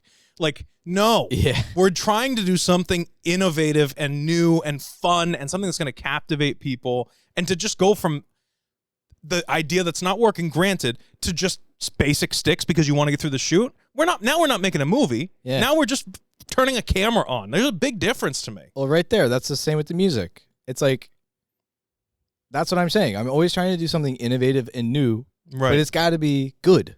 Sure, for me to post it. And so it's like, I could just put the camera on sticks. I could just get the shot. Yeah. Turn the camera on. I could make. Yeah, but I can make stock music. I can make albums and stuff. And it's like, sure, but Sam, there's nothing wrong with emulating things and making it your own as well. You know, like there's nothing. No, wrong that is with what I do. Yeah, it just needs to be the perfect recipe. Perfect emulation. Recipe's got to be right. It's got to taste good. No, it's good stuff. You're you know not what wrong. I'm saying? Yeah, I do. I really do. You can dazzle. One of the days on the catering, we had just a garden salad, and for a little razzle dazzle, they put a bunch of clementines in it. Yeah, they're like, fuck it. Today's clementines in the salad. Yeah. And I was sort of like, all right, clementine's good, salad's good. Certainly no one does that. Right. But it is not better. Yeah. This is not better. I hear you. I know what you mean. No, it's good stuff. Like George Lucas said, it's all like poetry. It all rhymes. All these points we're making. God, yeah. You know that? George Lucas. You know what's funny? I've really come around on the old man. Really?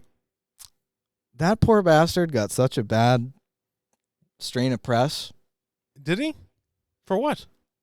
Go check out, just listen to him talk a little bit in the future, now that he's not a part of Star Wars and stuff anymore. Well, he's so distraught about what they've done with his idea.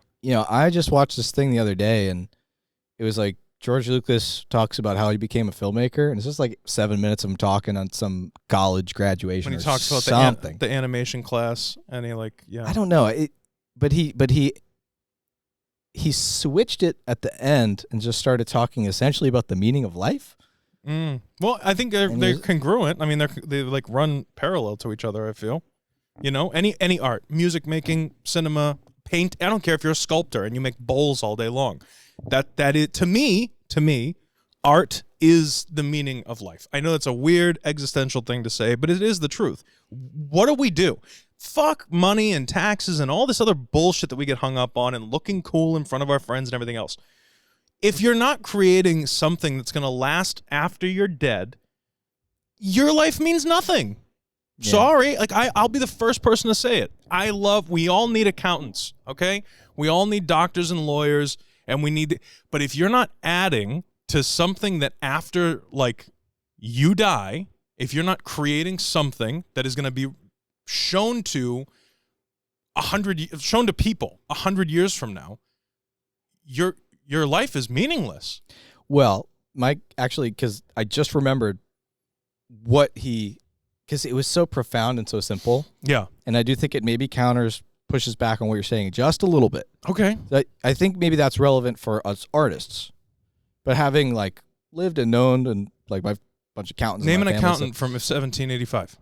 But that's not what it's about. Like, so because what he got, he did talk about like the chain of reaction to becoming a filmmaker, but he closed it out like on the second half with talking about the difference between it was pleasure versus joy, and he talked about how like you can get a car for the first time, you get your first car, but like you're only ever gonna get your first car. And you can buy a nicer car or a newer car, and you can make more money, and you can buy your first plane or your first yacht. Sure. But like just like taking a drug or getting high, like you're always just chasing that first, and then you have to double it, and you just have to keep doubling it, and like it's never going to hit as hard. That's pleasure. But joy, if you can figure out what you want to do, I was going to say, and you like what you're doing all the time, and it feels meaningful and it's fulfilling, and it's what you're meant to do, then that will just at a baseline, if you center your life around that. And I think for an artist, you need that, what you're saying, like to create something and something that lasts, something that's timeless, because that's what we live for. Sure. Whereas I think lots of people can find joy in just stability. I don't think they can. Things like that. I think they can. Especially these days, Sam, and I don't mean to like argue, but it's good content. Let's yell at each other for a minute. No, what I'm saying though, seriously, is like, I feel like a lot of the reason that people like kids today, so they interviewed, they like surveyed all the kids in China, and someday their aspirations is to be like astronauts and everything. Yeah. And they surveyed all the kids in America, and they all want to be YouTubers, that kind of deal. Sure. But part of the reason that people look up to celebrity and stuff in America is because of like, it's a very like primal instinct to see that someone has more than you, and then say like they must be happy because of the things that I'm seeing. We don't know what Logan Paul's life is like when the camera shuts off. Yeah. You know what I'm saying? We only see out of 15 hours of footage when Logan Paul does a vlog, as an example, and you see a 10-minute vlog, but they have 15 hours of footage that the guy pulls the best sections of every hour of footage to create a story to then edit and put together for 3.5 million views or whatever the fuck it is. My point is, it's that FOMO. Like you scroll, let's say you're not financially well off, you have no friends, you're sitting on the toilet scrolling Instagram, and you see that all of your friends have girlfriends, and they're always at the beach, and they always are having the best day of their fucking lives. Right. No, they took 7,000 pictures. Their girlfriend approved the one that they could post. Yeah. They posted that one picture and said, best day of my life ever. Because what are you going to say? Fucking worst day of my life? This is picture number 6,000, whatever. So, like, we're only seeing the best of the best of the best. I agree with you, and with George Lucas apparently, in the sense that the pleasure would be, to me, it'd be like the recognition or the festival submission and like, getting into like a Sundance or something like that. That would be pleasurable that first time that happens. I get severe anxiety, severe depression, severe all of these negative emotions when I'm not creating something and adding something to my life. Yeah. So me too, man. Like that. This, even though I get animated and I'm all like crazy all the time, this is baseline for me. Yeah, like this is doing this. Yeah, this right. is baseline for me. Being on set is baseline for me. It is where I feel, no matter where I'm at physically, in my head, when I'm creating something, I feel at home. Genuinely, I feel like I'm with family. It doesn't matter if I just met you on that set for the first time. Like I feel like we're like in this together, man. Oh yeah, like that kind of shit. And like, there is nothing that genuinely separates my mind from when I leave the set, when we wrap for the day, whatever it is. And the second I get in my car, I'm thinking, oh, I have that lighting bill due, and we have to do this. And you're back to reality sucks. And when you're just there, and we're all like adding to the subconscious of life. Yeah, I don't know. The last song I wrote is called "Back to Reality." There you go. And it's like, don't bring me back down, back to yeah. Please don't. Yeah, like I like it here. Please don't bring me back down. Because you're mentally home when you're creating something. You just said that. And I feel like a lot of people today, in closing with the Logan Paul thing, to like YouTubers and kids today, the reason everybody I feel like everybody has this like want to have meaning in their life, and nobody fucking does any hobbies. Nobody plays with Legos anymore. Nobody does anything. Nobody does the stop motion with the clay. That's not true. My roommate, he works in finance. Sam, you're in your late 20s. And I'm talking about kids. He just bought.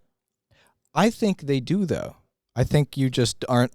I think your surroundings just aren't exposing you to. I actually am quite optimistic in general these days. I'm scared for young generations. It's scarier online than it is, I think, in reality. Maybe. I really do think so. I don't know, and maybe I'm just naive, but I am these days I feel it. I've been like a very pessimistic person for a long time. And it's just like, feel like as time goes on, maybe especially like the last like 2 years, it's just kind of going away slowly. I hope I stay on that trajectory, but yeah, like I've had like little bouts of depression and stuff, but I think and your position is not, that's the normal. I'm the abnormal one here, but I look around and I don't know. We live across from an elementary school, and sometimes there's these two women, and there's like preschool kids or something, and they all wear like high vest, and they all hold a rope. Yeah. And they're just going for like a little tour, and they come like up our street and turn, and and they're like 4-year-olds, and I just look out and I'm like, hey, But they're 4. I'm talking about. I don't know, but I'm just saying like Look, all I'm saying, Sam, is that I've talked to a lot of friends that are not in film specifically, like just friends that I have. And whenever I talk to somebody who is upset about anything in their life and they don't feel fulfilled, my first question to them is, well, what do you like to do? And they're like, well, I mean, I work. I'm like, whoa, stop. I don't give a shit. Yeah, what do you like? What do you like to do? When the answer to that question from a 24, 25, 26-year-old is, I don't know, that's like a fucking scary moment, because you were making movies and animations at 13. 13, trying. What I'm saying is you are a little bit of an anomaly, because you taught yourself piano because you were interested. A lot of people today are either too afraid, or they're like too afraid of failure or rejection or whatever it is to even try. You can fail. People are afraid to fail. Like yeah, definitely. You can fuck up. It's okay to fuck up. Definitely. I fuck up all the time. I think but people just don't try things, is what I'm saying. I don't think, okay, so like most people are like drones and NPCs. That's not good. I don't think that's anything new, though. That's not new. Well, maybe I'm just getting older and realizing it. I don't know.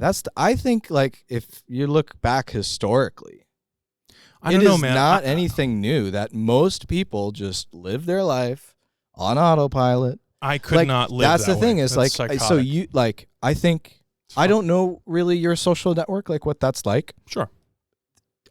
Sounds like it's heavily film or entertainment. It's because I know what I like. Aside from maybe like your family and you said maybe like a handful of like friends that. Sure. Like, well, I do. I consistently, like I would say like 15 to 20% of my friend group is people in the industry, which is a large number, but I'm like, I'm a psycho. I'm all over the place. Yeah, I used to be. And I have like I lived in Florida for like 9 months last year and made like 60 friends. Yeah. In music and disc golf, and my buddy that I lived with like rides like FMX and met all his friends. Like I have like all of them on Facebook. That's abnormal. It is abnormal, but what I'm saying is like I've seen sort of just like Joe Schmo and here and there and everywhere else, and like they just do their thing. Like I think like that's just how things have been. But this is why I surround myself with film people, Sam, because I could not live that way. I could not live that way either. But I do think that that it's somehow new, or some like new problem. Yeah, is not true. I think like the majority of human history. Yeah, I guess. First of all, film is, for as long as its history has always been a less than 1% of the population thing. Of course. Very unique people that do that. 100% agree. And just even, I mean, there's like, yeah, it's kind of bleak to think about. Like most people are drones, but they kind of dig it. I guess. I don't know. I guess I'm more saying that I'm realizing it the older I get, and I'm less understanding of it than I thought I would be. Dude, I certainly couldn't be one, but you're not wrong when you say that most of my social circle revolves around filmmakers and people that are in this industry. But the reason for that is because in high school, in my early 20s, up until I said, fuck what everybody else thinks, if I told that group of people that I used to hang out with that I wanted to make movies, they would have either laughed or said, oh, that's cool, not shown any interest, and moved on with their lives and gone back to smoking weed or, partying, picking up chicks, whatever they did that was like basic shit. There's nothing wrong with partying and picking up chicks. Like, good for you if that's what you want to do. But there's no substance there. No. You're not contributing anything. And if you're an HVAC guy, good for you. But Like I know. There's nothing like I don't know, man. I don't know how to explain it. Like you're not adding to fucking anything. Like you're like, yes, you are keeping people cool, I guess, in the summer and warm in the winter or whatever. And like that's a great job, career to have. But like, what if? And I literally mean it this way. I'm not kidding. Like, let's say, and I'm not knocking HVAC as a profession at all, but I'm going to use it as an example. Let's say you're an HVAC guy or a plumber. Yep. And you are knee deep in shit all day long as a plumber. And you get home, and then after being knee deep in shit, your wife says she wants a divorce, and she's taking the kids.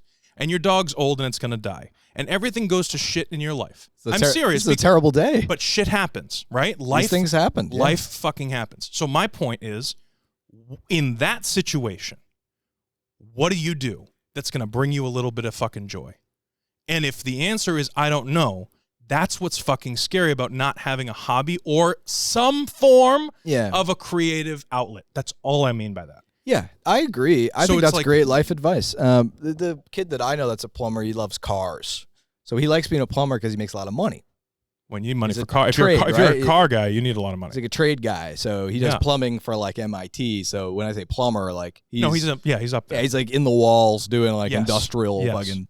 And he can buy like I'm not a car person. I need a car that works, but like I respect cool cars, but like, sure. He's got his like Audi or something. I don't know. Well, and that's like his like thing that creative he loves thing that he can. Yeah, I guess. Yeah, that's for him. He doesn't give a shit what anybody else thinks about the car thing. He does it for him. Yeah. He likes driving a cool car, and that's what I'm saying. What he loves, and I think a lot of people have that. It's just tiny. I don't think they do. A lot of people love. No, they do because like with or they don't know what it is. Disc golf, right? Yeah. At my disc golf league, there's about 20 to 35 people that show up on a given night, and they come from all. One of them does props. That's sick. Yeah, that's my buddy Ben. Job. And that's so cool. like that's cool. We get to talk. He's the only other film guy I know. And I've played leagues in Florida, and I played leagues here, like all around the place. When I was in college, it was like other part of Mass, and it's like a whole world. Yeah, and absolutely everybody does something different. Some people paint. Some people are in finance. Some people sell homes. Some people I don't know, whatever. And they all like disc golf. Disc golf is like their like that's their thing. That's their like little thing, and for most people, that's enough. But I think when you're like a creative like you or I am, and you work in like the film industry, just different like language. A special kind of very unique kind of person to make it this far. Even though we're not that far in, to make it this far, I've seen a lot of people get weeded out. Yeah, it's you and me both, I bet. Right. And like, like for me, like nothing's ever enough. That's why like watching movies for me isn't enough. I have to make music, and then when I get sick of music, I need to play disc golf, and like when I get sick of disc golf, I have to find some other like. Watching movies is so monotonous to me. I'm like, I like watching movies, but I watch a movie, and the first thing I think is like, if I like the movie, I'm like, how could I do that? I want to, and then like, when can we do it? Dare I say with hubris, like intelligence is a curse, maybe. I just think creativity. I would say creativity. I'm by no means the smartest Yeah, it's not intelligence. person. Yeah, that's better. Yeah, creativity is kind of a curse because like you see the world in a creative way, and you see the world as poetry and art, which it is, but you're sort of like, we're in a very special club, I think. I sound so full of myself, but I think it's true. It's like just true. Like most people very satisfied with their one little thing they like. Right. I'm the first to like say like money does not turn me on. Things do not get me going. Like I'm not. I only want money insofar as I want to be able to continue doing what I'm doing. To be able to do what I'm doing. Yeah. That's literally it. Now, yes, more money gets you higher quality things or larger, productions or whatever it is. But I'm saying from a creative standpoint, like I am not knocking anyone who's a welder, plumber, HVAC, like at all. Those are careers, though. I'm talking about on a self-fulfillment creative outlet. No one is going to convince me, and maybe this is just a me thing. I'm opinionated as fuck, so I don't care. Yeah. But no one's going to convince me that being knee-deep in fecal matter on a day-to-day basis is your just pride and joy in this world, and it's so fulfilling to you. Like, you're not going to fucking... now, you may be very good at it, and you may have an incredible skill set. You may be the best plumber in the world, but one does not equate to the other, because when shit... No pun intended. When shit hits the fan, right, and your life goes to shit, you're still a great plumber, but are you genuinely happy? And are you finding joy, you know what I mean, in your personal life? You know, worst comes to worst, dude, and we all have to dig holes and shit in holes outside. Plumbers are obsolete. And I mean like apocalyptic scenario. As human beings, we need something that will bring us joy. That's why there were fucking cave paintings on walls thousands of years ago, because people still needed to do something to like get creative in a space. If that wasn't true, there wouldn't be anything artistic till the Renaissance. And that's not the case at all. It's like thousands of years old. Creatives have been around forever. There would be no music. It wouldn't be a thing. I think we're just really lucky, you know. We were born and we knew what we wanted to do, and I guess you know what it is? It's a rare thing, you know? We weren't afraid to try things, to find out what we wanted to do. That's what it is. Can you imagine if you were like, oh, it'd be super cool to play the piano, but like that's not like for the time, whatever, like for your age. If you thought in your head like, oh, that's not cool enough, or I don't know how to even do that, or I don't want to ask my parents, or whatever the situation is, you said, fuck it, I'm going to teach myself how to play the fucking piano. Like that's sick, dude. To take that initiative, that's fucking sick. I just couldn't help myself. I thought I enjoyed listening to it, and I thought I want to understand it and so do it. Cool. And I you know, I think it's just like our brains. I think our brains just work differently. My sister, for example, right, who is in finance, played the piano. She's 4 years older than me. I used to do finance. She played the piano. Fucking hated it. That's right. I forgot about that. Fucking hated it. You helped me out a lot with that car thing. That worked out, by the way. Good. I told you about that. It's mine. It's mine. Good. I'm glad. It's mine. I'm glad. It's good. I didn't let them take it from me, Carmine. Yeah, no, fuck them.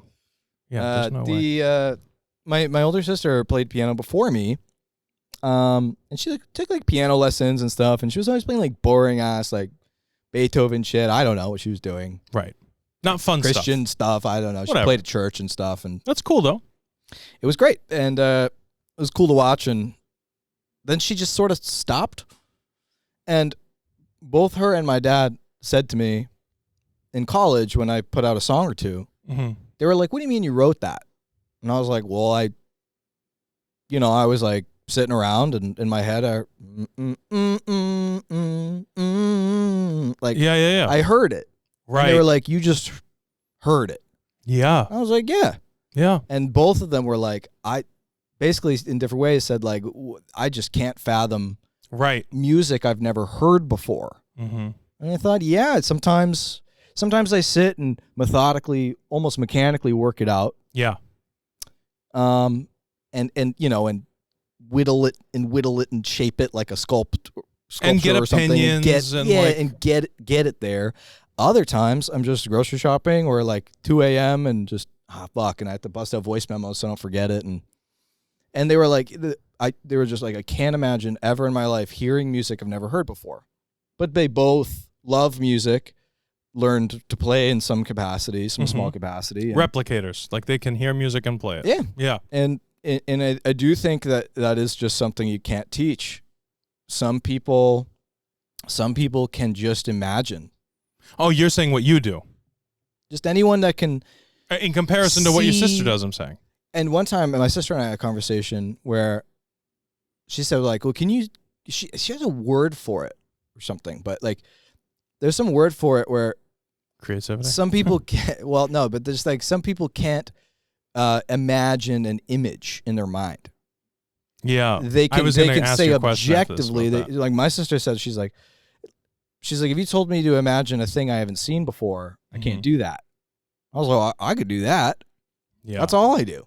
Right. So she can imagine somewhere she's been or something she's seen and like see it, right? Like with your mind's eye. Yep.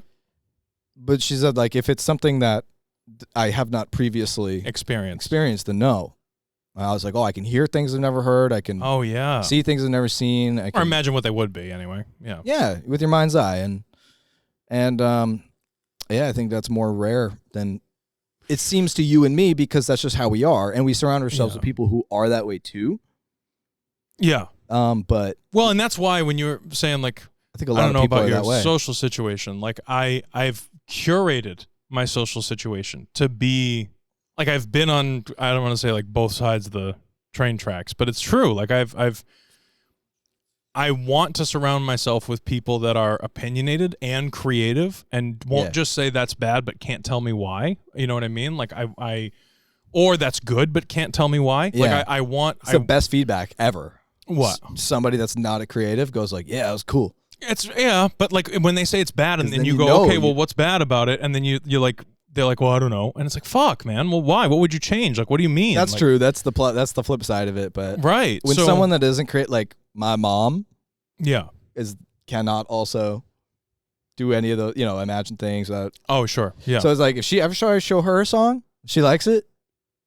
Like she'll just go like, yeah. Yeah, that's my mom too. Yeah. Or she'll go, that's nice, honey. Yeah. Yeah, and then you know it's wrong, and you got to go back and do it. And so it does stink when she says she doesn't like it because I don't know what to do with it. Right. But when she likes it, I'm like, yeah, that's gonna work. Right. No, it's good stuff. General audience, right? Like, yeah. Oh, it's good stuff, man. I don't know, but yeah, I think I think the internet fucks with people. Yeah, you got to get offline as much as you possibly can. And I do think... But go on and listen to podcasts, though. That's super important, especially this one. I consume so much online media. I'm such a hypocrite. I meant them, not you. But I do think that it's not real life in the way that it might feel if you spend a lot of time online. Yeah. If you get out there and you get into weird circles and stuff, at least in my experience, in my weird little circles I have, most people are just sort of doing their thing.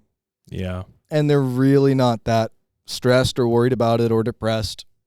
I think you meet a lot of people with depression in the creative industry. I went to more so than like you meet a higher density of depressed people than the general, what do you say, like the general population like actually has. I don't know. I feel like it's opposite. I feel like the general population is... Maybe they have it and don't say it. Well, creative people are also very opinionated, Sam. Like you're going to, like people will say, creative people I feel like are more willing to, because they're in touch with their own feelings or whatever it is, they're more willing to express how they feel. That could be it, yeah. That could totally be it. Some people may be depressed that like don't know why they're depressed because they just don't know what they like or what they don't like, and it's got to be a horrendous, horrifying experience. I don't know. Like when I'm upset... One thing about me is I have a very like, and maybe, I don't know, I'm probably autistic or something. I'm probably on the spectrum somewhere, but like I cannot help but say exactly what is on my mind and how I'm feeling. Yeah. And it's very in that moment and it's very surface level, but it's like absolutely like I'm upset right now because of this. Yeah. I'm happy right now because of this.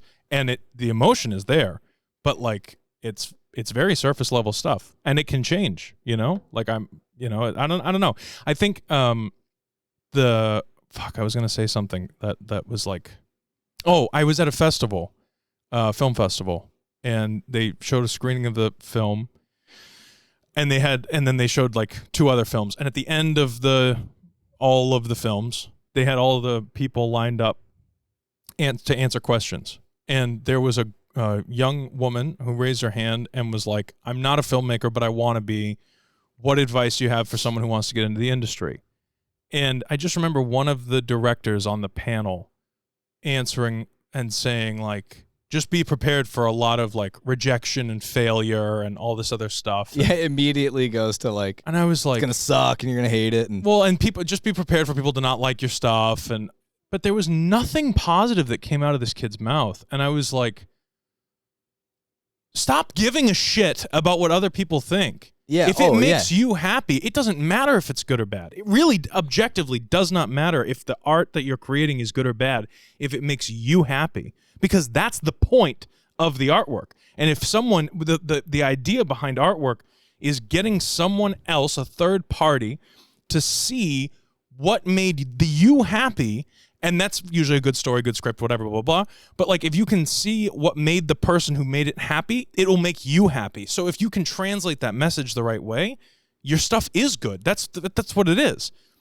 Think about, there's like Martin Scorsese, Quentin Tarantino, and Michael Bay. 3 completely different directors. Personally, not a fan of Michael Bay at all, or his films.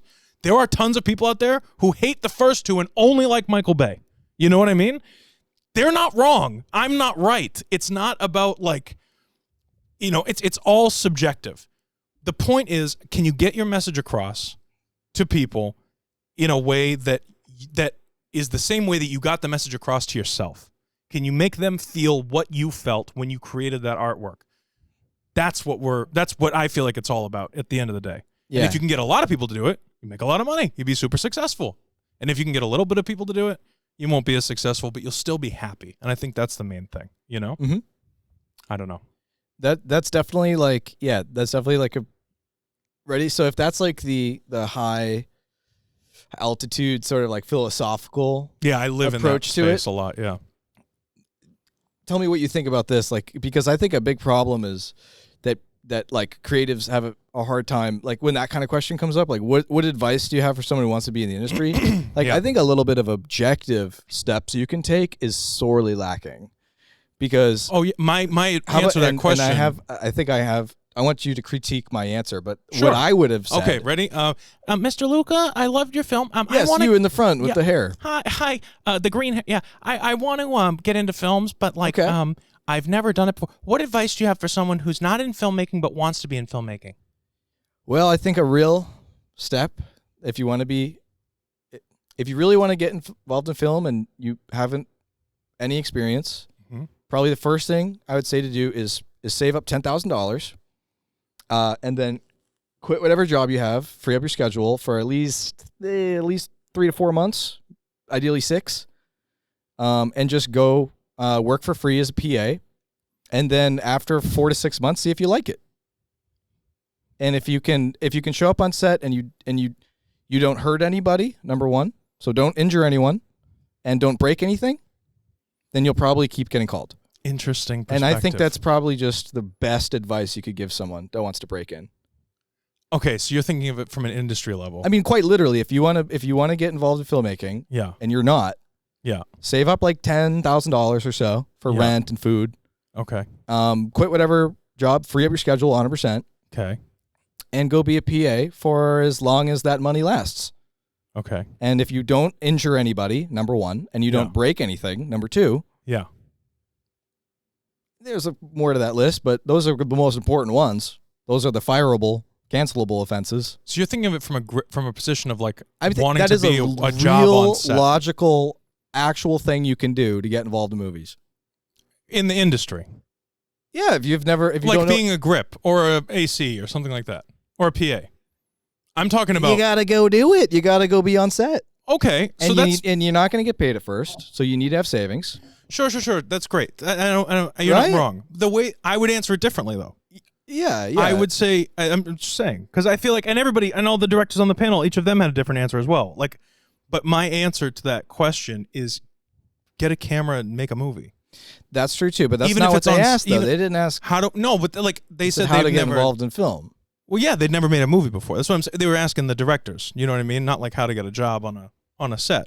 What my point is, there's no. It depends what you want to do. Yeah. Yeah. But, well, that was the. I think that was the general thing. Just the best experience is just the best way to learn is just fucking do it. Just go fucking do it. Yeah. Call your friends. We're saying the same thing. It's just maybe like 2 different avenues. Yeah, 2 different avenues. Yeah. I would say for someone who's like, not a child. Well, no, but my still, advice is probably more. At the same time, if they're an adult and they're potentially like, I don't know, we don't know what their living situations are. Or anything. Okay, ready? Yeah. Sorry to cut you off, but go. My advice: make someone like that meet someone like you. Really? Why? Because they'll be on sets and they'll meet people with your thinking from the high level, from the high altitude creative level. Yeah. So, but like, if you don't work in movies or do any movies or anything, what I said will get you around sets where everybody does. And so then that will come just because their network will change because they'll be on sets. That's very true. So, but like, that's quite literally how you get into making movies. You need to just go start being a part of it. Yeah. Why? And I just mentioned like Jaden all the time only because I hired him to be a DP after seeing movies he made with his little brothers. I mean, like they were 8 and 9 years old that he would make in his backyard, and just seeing hearing him say, "I use this shot because I was trying to emulate this from this movie," and like hearing that creative spark, I was like, "You're hired." Yeah, you got it, kid. Exactly. Yeah. And I was like, I can see that 100%. I trust you to like take my equipment and I don't have to ask you about a shot list. I trust you with that. He's very creative, and I talk him up a lot, but just like he is. Dan Keating, also incredibly creative. Like it's that they're inspired by shots. I'm inspired by the whole picture, so I want to direct the actors and all that other stuff. They're inspired by like that whole like just the movement of the camera and like all that other shit. But again, there's nothing wrong with keeping your current life and then filming something, anything, making a YouTube video and posting it on a Saturday that you made with your sister or your brother or whatever it is. But if you've never done anything before, why don't you start there before you quit your job is my advice, Because what if you don't like it? That's true. What? Yeah, that's true. What we both have said for the past few hours, like it's fucking time consuming and it's a lot. I mean, it's 14-hour days. If you don't like what you're doing, don't quit everything in your life. Yeah, I guess that's probably good. You know, good point. Yeah, don't. You know what I'm thinking? So it's go try and make a movie. Learn how to use iMovie. Learn how to use Windows Movie Maker. Start where we did when we were 14, because for us it was a ladder of like, holy shit, this is possible, and then it becomes more and more and more. Anyway, that's a cool spot. I feel like it's a hard question to ask. I mean, because we had all of that disposable time to figure it out, and just because we were just maybe we're both wrong too. Like that's the thing is maybe we're both fucking idiots about it as well. I don't know. I guess it really depends on how old is this person and like what do they do and sure, were they gonna quit anyway? I mean, I don't know. I feel like it's a logical, it's kind of a nuanced like. I don't think you're wrong, but that is a very logical way to look at a creative question. That's what I did. I mean, I just hated what I was doing, like this marketing job straight out of college, pre-COVID. And my birthday's in May, so my plan, I'd saved all this money. Mm-hmm. And I was getting close to the $10,000 mark, and Colin and all them were like doing movies. And I wasn't. I was like shooting BS I had a good time, and I met it was like tattoo company, so it was like sort of meeting artists in a way, but I just wasn't going where I wanted to go. And I foolishly ignored like any calls I got from anyone I met during my internship. I said, I can't, I'm at work. I just totally ruined that. And then COVID hit, and they let me go with like a little severance package, which was nice because I was gonna leave anyway. I was gonna leave them. This was like what, April 1st or something, or like March 15th. Yeah, something around there. Like, so they kind of like did the hard part for me. I didn't even have to quit, but I was going to. Right. Because I did some math and I said, well, that's. But see, also the thing I get wary about with the $10,000 thing is that might be too much for someone. It might be not enough for someone. Like depending on the situation. Yeah, I don't know the exact number. I mean, just do a little math and figure out how to sustain yourself, so that even if it didn't work, you still had 2 months to go get a gig. Yeah, figure it out. Just give yourself like a padding, because you're not going to make money at first. Right. For a long time, probably. You're not going to make any money. It could be years. Yeah, it depends if you've got it or not, I guess. Well, it depends also what you want to do. You want to open a studio, it's going to be a little while before you make any money. So, just make that, you got to calculate, like what level of risk do you want to take? Maybe for somebody, they want 50. That's what I'm saying, right? If you have a family just and figure whatever, out, like you're going to have to just and that's if you want to work on set. Self-sacrifice or like find something part-time that you can do, just power wash driveways or something. I don't know. Right. But you got to just send it. Well, yeah. And you have to get creative. You got to just go do it. And not be afraid of the shit along the way. It's going to be a bumpy road. And that's part of the journey. That's part of what makes it fun. I don't know. To me, anyway. The general public, like, we were saying, they think that they think it's all fun. Right. And so, yeah, how do I get into movies? It's like, I understand why people are giving that, like, sort of hard, tough love sort of answer. It's generic, but it's a start. It's a start. Like, my answer was tough love, too. Sure. I just said, like, a bit more practically how it could be done. Yeah. No, you're not wrong. You're not wrong. All right, we've been going for a while. I think we're good. Are you happy? Satisfied? I had a great time. Dude, me too. You're welcome back anytime. I love our conversations. Thanks, dude. Yeah. I learned a lot about you too. The stuff like I didn't know that I've always wanted to like ask, but we're always like on set. Every time I'm around you, it's like, I'm either we're working on something like set or whatever, and there's other people, and or it's a rap party and we're like trying to like pick the best song for the whatever. Yeah. And, you know, it's like we never have a minute to like actually chill. Yeah. This is fun. Yeah, it is fun. And there's like so much more we could talk about too. So maybe on the next one. Dude, you should please come back. I And could then, talk to you for like 7 more hours. All the other times I was here, like, yeah, like definitely putting on a character or Sure. A little being bit. like the Bluff Boys, being sandwich meat is technically the alter ego. Yeah. Definitely. Sandwich meat. That's good. Good stuff. I love it. Yeah. Oh, it's Andrew Airlines and the Munson burner, right? So, Oh, before we go, where can people follow you if they want to follow you? If you want to put it out there. sure. You can follow me at Sam Lucca Films on Instagram, Sam Lucca on YouTube, although that's pretty inactive. It is where I post if I make music videos or something. When you make music videos. Yeah. When the next one comes out. Well, actually, I just sent you 2. I know. I just got the text. Yeah. We're going to check them out after. And yeah, I guess that's mostly what I have going on right now. I'm going to try to make more stuff. Yeah. I'd like to have a more active YouTube, especially if the work stays slow. Yeah, that's the only way to. I'm starting to look at Costco, dude, like Home Depot. Me too. You know what I mean? Legitimately. Yeah. But that's whatever. But then we still got this too, so this will be fun. But thank you, Sam, for coming. I appreciate you. Thanks You're the for best. having me. Everybody, like, subscribe, or don't. It doesn't matter to me. But listen. That's the main thing. Bye-bye. Quit your job and go Save PA. up $10,000. Save up, yeah. Bye, guys. Yeah.